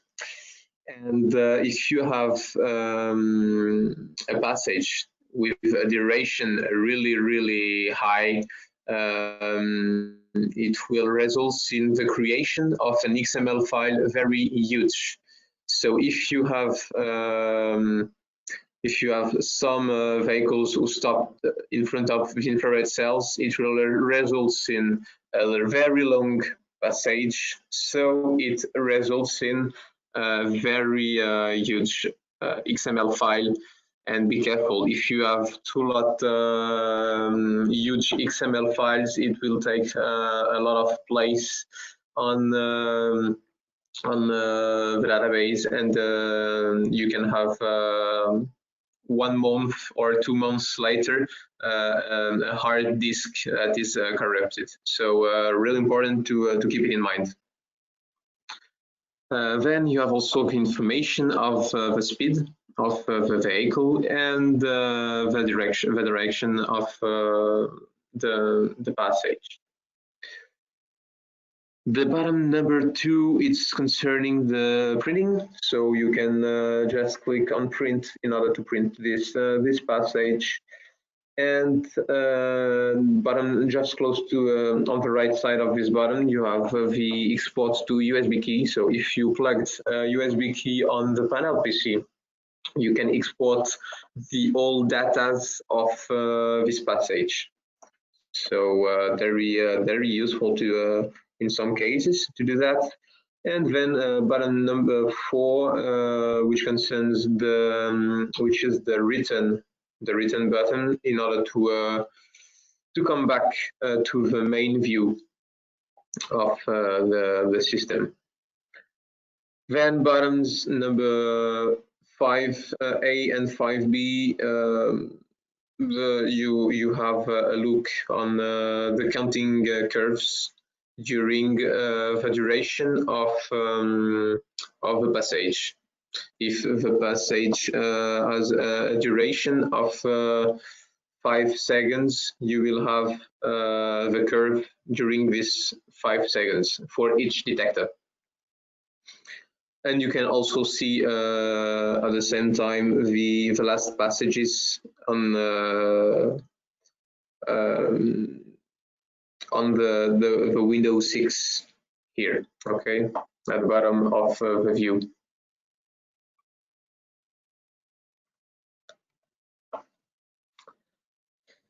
If we have a focus on passage history, it is possible to see here, clicking on the passage history, you can see the number of the passage. You can see another time the date and time of each passage, the status, if it's an okay passage, if you have a measurement anomaly, if you have an alarm, it will be informed here. You can, as I said before, you or the customer can add some comments or a vehicle number by clicking on passage comment. You can see on the view here the button called passage comment. By clicking here, you can add easily these informations. So you can add any comment you want. And finally, also the direction. Concerning the background history window, you have another time of a number of the passage information, date and time, sorry, and you will have the background counting for each channel, for each detector, and another time the status of the passage, of the battery, sorry, of the counting background counting. If you have a look on the event history, you can see the all principal events. So it will be the alarms, the anomalies, and the communication defaults.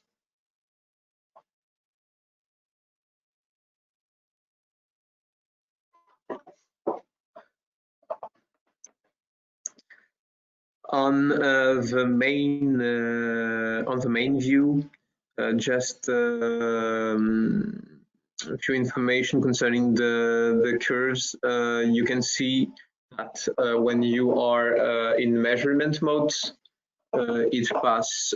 You can see it on the first window at the top of this view. You can see that the system mode is in measure.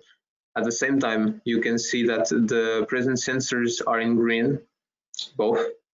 It means that the vehicle is really crossing the system. And you can also see on the third point that there is an evolution on the curve, and you can see that there is probably a vehicle, and you can see the counting that is decreasing, and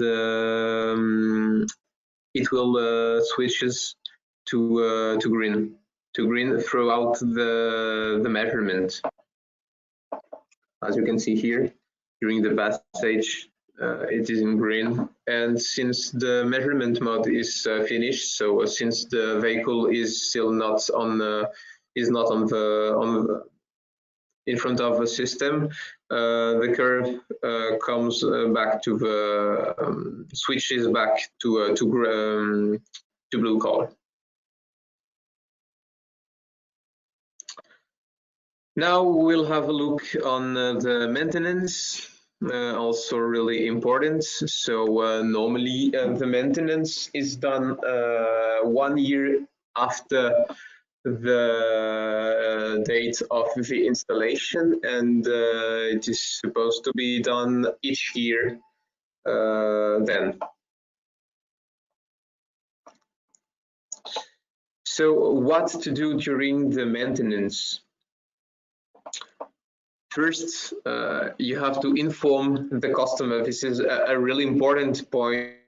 Another time, you have to inform the customer that the SaphyGATE G will be available during this maintenance, and nothing or nobody can circulate around the detectors, 5 meters around the detectors. And as a reminder, nothing parked also 5 meters around the detectors during the recording and generation of database, during the measurement of the sensitivity of the detectors, if a source is available, of course, and during the complete restart of the system. Since it has been done, and since there is an area, a 5 meters area around the detector, that is, when that is done, you can note the options, because sometimes something could change during the year. Maybe the customer wanted to add some options, so it's important to note if options have been added during the year. You have to note also the references, because and maybe sometimes it could be the software could be updated, so you have to note the new versions and references. If, for example, as I said, the software has changed, has been updated. And note also serial numbers of each elements, because if there was a problem on a detector, on the electrical box, on the panel PC, of course this is not the same one as the first installation, so note also the serial number. And if a source is available, if you can use a source, note also the serial number of the cesium source and its activity of the day. Then you can do the general controls. So concerning the general controls, you can check first the visual appearance of the all elements of the system. So check the panel PC, check the electrical box, and check the detectors. If necessary, sometimes clean it. If you have some how to say that, well, sometimes we have to clean the infrared cells, which is the, let me say, the most critical thing to clean, because if the infrared cells are dirty, in fact sometimes it can activate always the presence sensor, and it results in measurement mode without any passage, and it can result in an alarm, in false alarms. So clean it if it is necessary. Check also the clamp of all elements of the system. Check then the sealing of the detectors.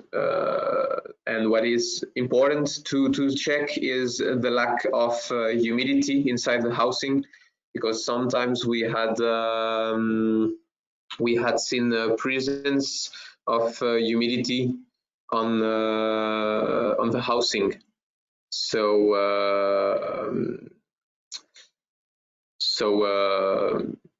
it is really important to check if you have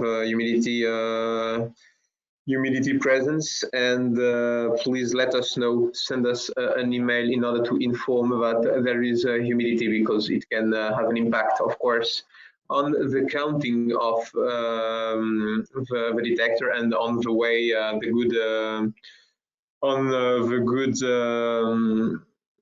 well, if you have humidity, it can result in a non-working properly detector. So tell us, give us the information. Check also the joint's appearance, really important also. If you have a problem with the joints, you can have also presence of humidity inside, so check that. And the counting is not supposed to increase when the door of a detector is opened. Really important. Also, this point, it means that there is a problem with the sticks on the detector, on the scintillator. So it is not supposed to increase when you open the door. Check also that. And as I said, check the infrared cells. So clean liners, correct mechanical adjustment, and check that they are working well.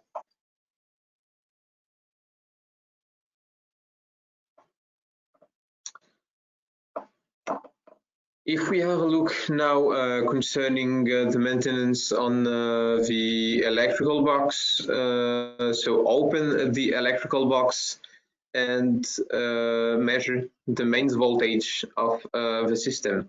For that, you have to measure between the terminal 1 and 4 of the central terminal block, and the tolerance is between 207 volts and 253 volts. Okay, keep it in mind, and check also the measure also the voltage of the 24 volts output. The tolerance is between 20 and 28 volts.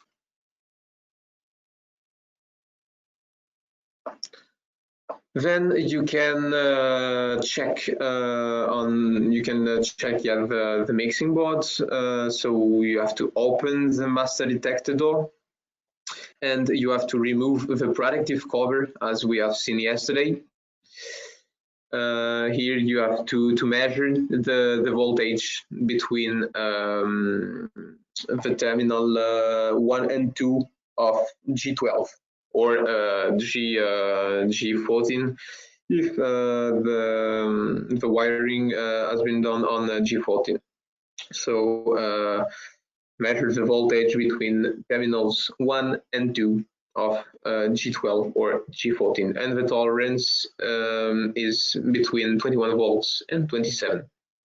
Since it has been done, you can replace the protective cover.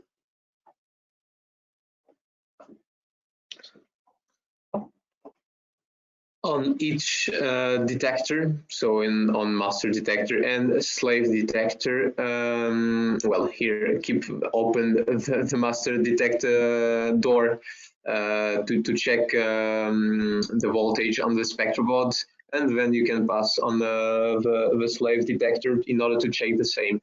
So measure the voltage on the spectrum board between terminals 6 and 5 of G7, okay, which is the terminal block on the left side of a spectrum board. Since it has been done, you can close the master detector door, and the same for slave detector. Now have a look on panel PC control. First, you have to check the date, of course, and hour of the system in order to see if it's on time. Note also the ID and the password of TeamViewer if it's working on the site. You then open Task Manager by doing a right click on the status bar, and note several things. Note the CPU usage and the physical memory, the total, and the free physical memory. Okay, important to note that,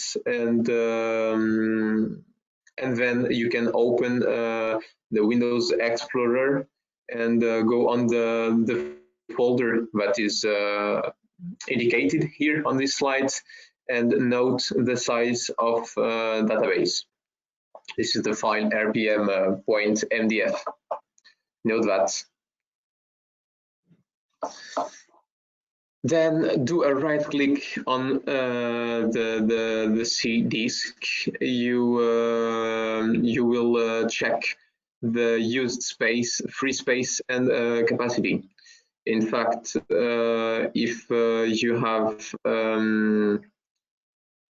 have a disk that is full, it is really important to check if there is a lot of files on the database, and purge if necessary in order to decrease in order to have more free space on the disk. Okay.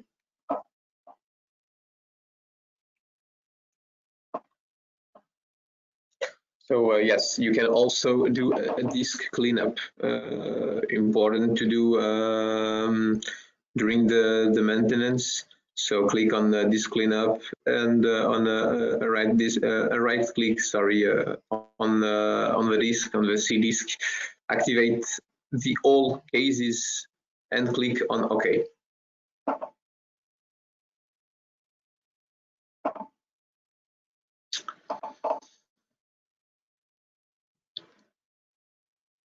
Do also a data backup on RPM Vision. You can save the all passages history. As we have seen, you can do it by exporting to USB key with all information.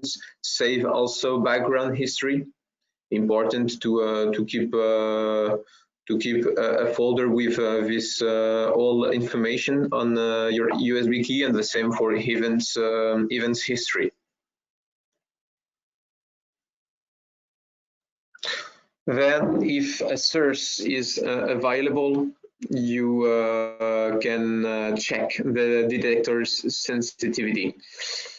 Since this stage, the system is really unavailable, so you have to create. If it normally it has been done since the beginning, but if not, just a reminder to create a 5-meter zone marking around the detectors. Okay, so then calculate the background mean over 10 measures for each one of the detectors. Put then the system in measurement mode, so you can do it by masking the infrared cells, as we've seen before.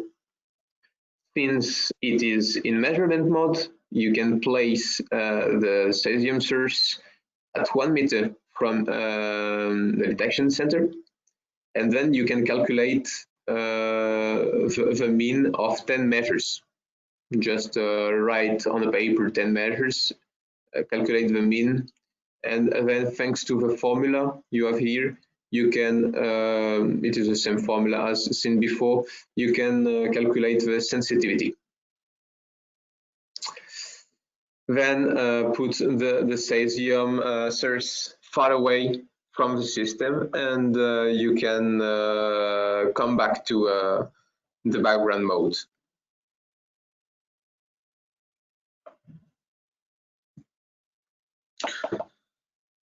Then you can also check if a system is working properly, the same tests as you have done during the first installation.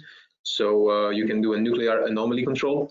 So for that, you just have to approach a source if another time if available to the system and see if it is activated on the electrical box and on RPM vision application. And then put the source far away and check if the system is no longer in anomaly and comes back to an OK status with a green light on the electrical box and the same on RPM vision application. Then save also the old files of the parameters. For that, keep the USB key plugged on the panel PC and copy these following files. The files are the following: measure parameters .xml file, the init parameters XML file, and RPM vision execonfig file. And here you have the let me say the link to find these files. And then at the end you can remove the, since it has been done, you can remove the USB key. You can switch off the panel PC properly in properly conditions, as I explained before. Since the panel PC is switched off, you can switch off electronically the electrical box thanks to the on-off button. Since you have switched off the electrical box, you just have to wait a few seconds, for example 30 seconds, and then switch on the electrical box, and then the panel PC switches on automatically and starts its stabilization. The stabilization phase, as a reminder, has a duration of 660 seconds, so 11 minutes. So wait the end of the stabilization. Since it has been done and the stabilization phase is finished, you can remove the zone marking, the 5 meters zone marking. And that's it. We have seen the all principal points of maintenance. So thank you to everybody for your attention. And now questions. We will pass to the questions. So the same as yesterday, I will let you 5-6 minutes to ask your questions, and then we will answer to a few questions you have, Alan and me. So if you have questions about maintenance, if you have questions about the commissioning, or if you have questions about the algorithm,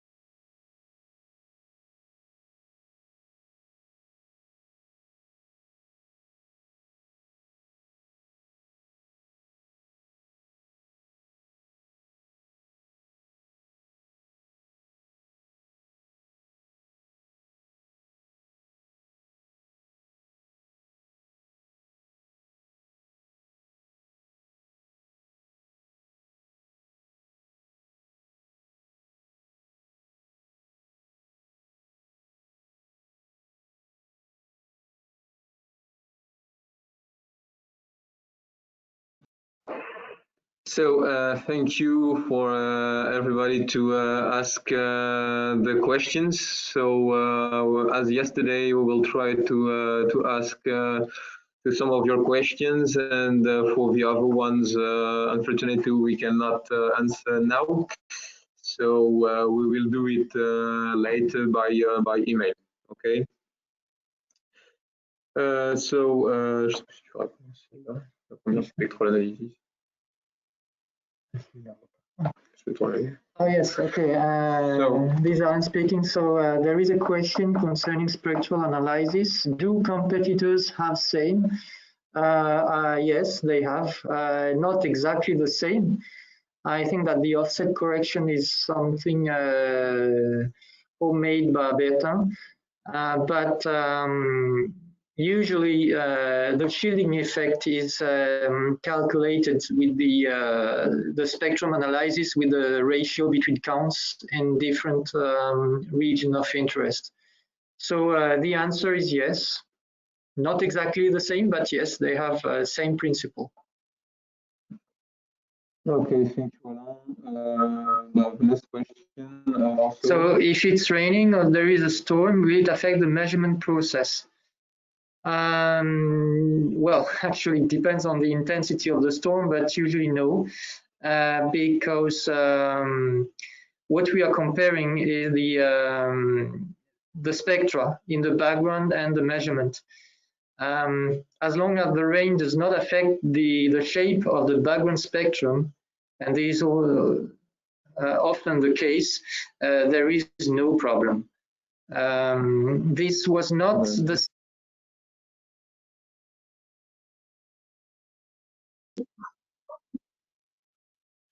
Sorry, I think that there was a problem. Maybe you could not hear us. So sorry for that. Maybe we have to say again the elements. Sorry for that. So concerning the first question we answered, it was concerning the spectral analysis. So for the spectral analysis, the question was, do competitors have same? Yes.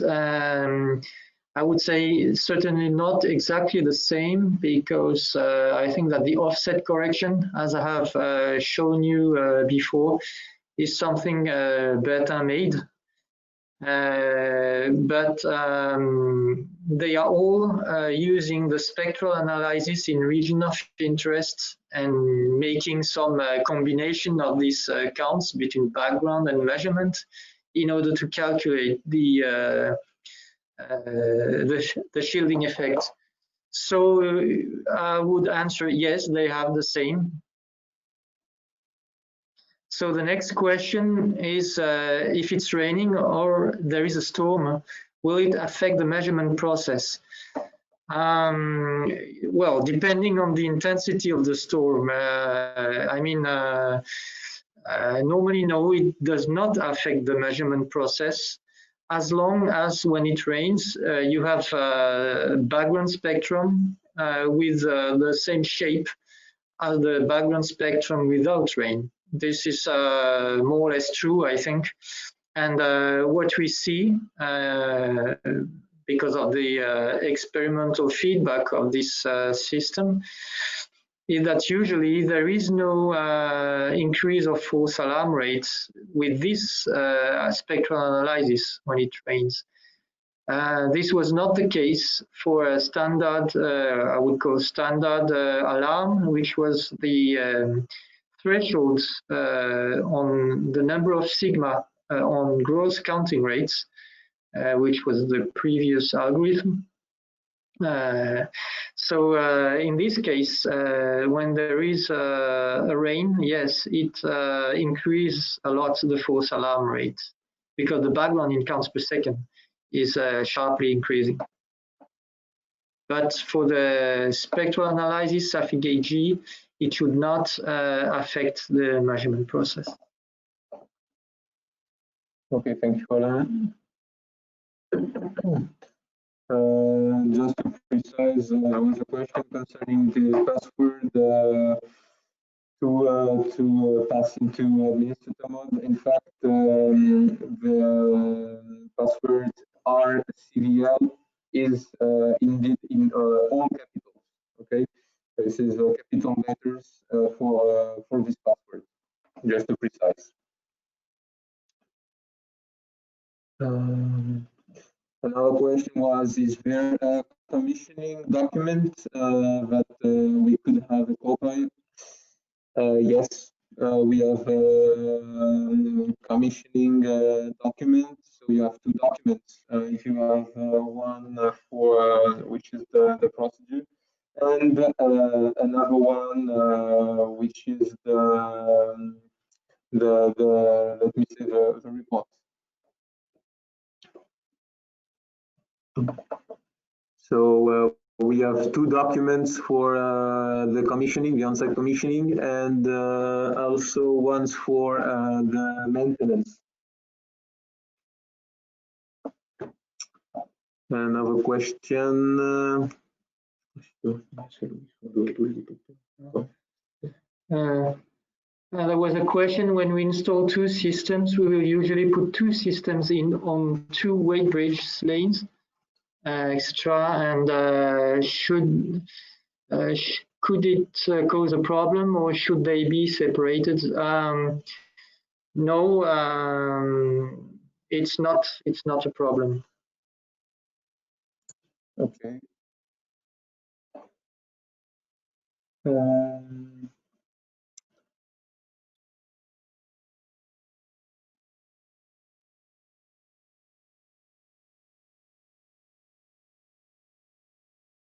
How many kilobecquerels? Another question was: how many kilobecquerels is the cesium source that we use for the sensitivity calculation? In fact, here we use source 375 kilobecquerels source of cesium to do our tests, but in fact. Well, in the site. In the factory, yes, it's 370 kilobecquerel on average. In the factory, concerning the sensitivity, it's also 375 kilobecquerels cesium source that is used for the sensitivity calculation.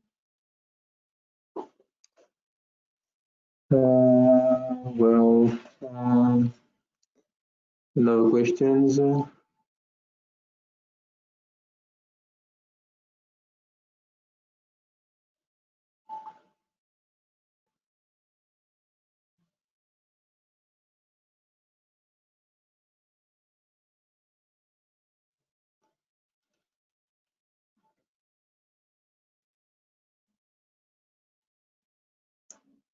Can you also see the different graph?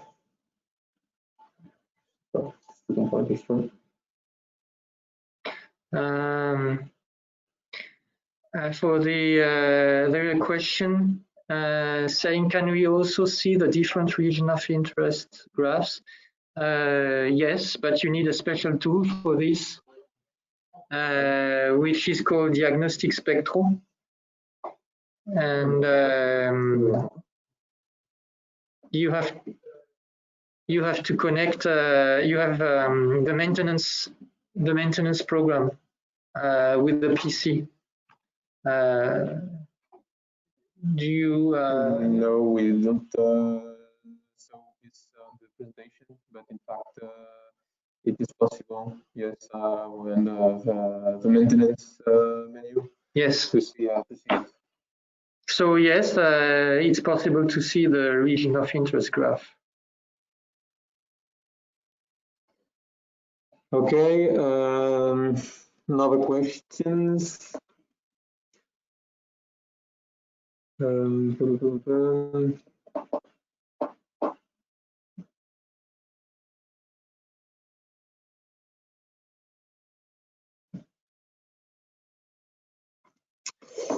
There is a question concerning the software. Is it necessary to restart the software after making parameters changes within the configurator software? the configurator tool, let me say. In fact, yes, if you have to do some changes on the parameters, you have first to close properly the applications, RPM Vision and Cofre TRT. You launch the configurator tool, then you do the changes. And since you have done your changes on the configurator tool, you validate, of course. You can exit configurator tool, and then you launch again the two applications. In this way, it will takes into account the changes you have done.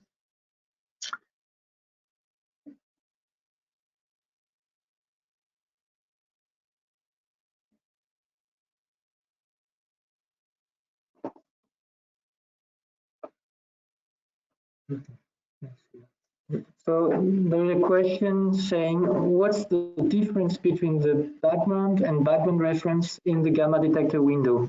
Well, actually, background is the counting rate when you have no vehicle. So it's the background you can measure when the system is in background mode, no presence. Background reference, if you remember the green curve in the graph, when for the passages, the counting rate curves, the background reference is the background that you would have if there is no source inside the truck, and it's a dynamic value. It changes when the truck is coming into the lane because the shielding effect is changing. The background is a static value and the background reference is a dynamic value. And when we give a value in the gamma detector window for the background reference, of course, we give only one value. We cannot give 1,000 values, which are all different between the within the passages. So we take the lowest background value as a background reference value. Okay, thank you, Alain. And well, maybe a last question before finishing this training. We have a question that it is possible to purge the files manually. Indeed, yes, it is possible to purge the files manually. If you don't want to put it automatically the all 7 days, or you can increase the number, and you can put maybe 1 month if you want, so 30 days, and do it manually, going on the folder we have seen before, which is the folder where you have the XML files, and then you can delete manually these XML files, or you can copy and paste on USB. You can export these files, XML files, on a USB key, and then delete it manually. So it is possible, yes. So sorry another time for not answering to the other questions, and most of you have sent us questions. Thank you for that. We will try to send you an answer as better as possible by email. And I wanted to say thank you to everybody to participate to this training. I hope that it helped you to understand better how the system works on, and hope it was yes helpful for you. So I maybe let Eric said something, if he wants to add something to what I said.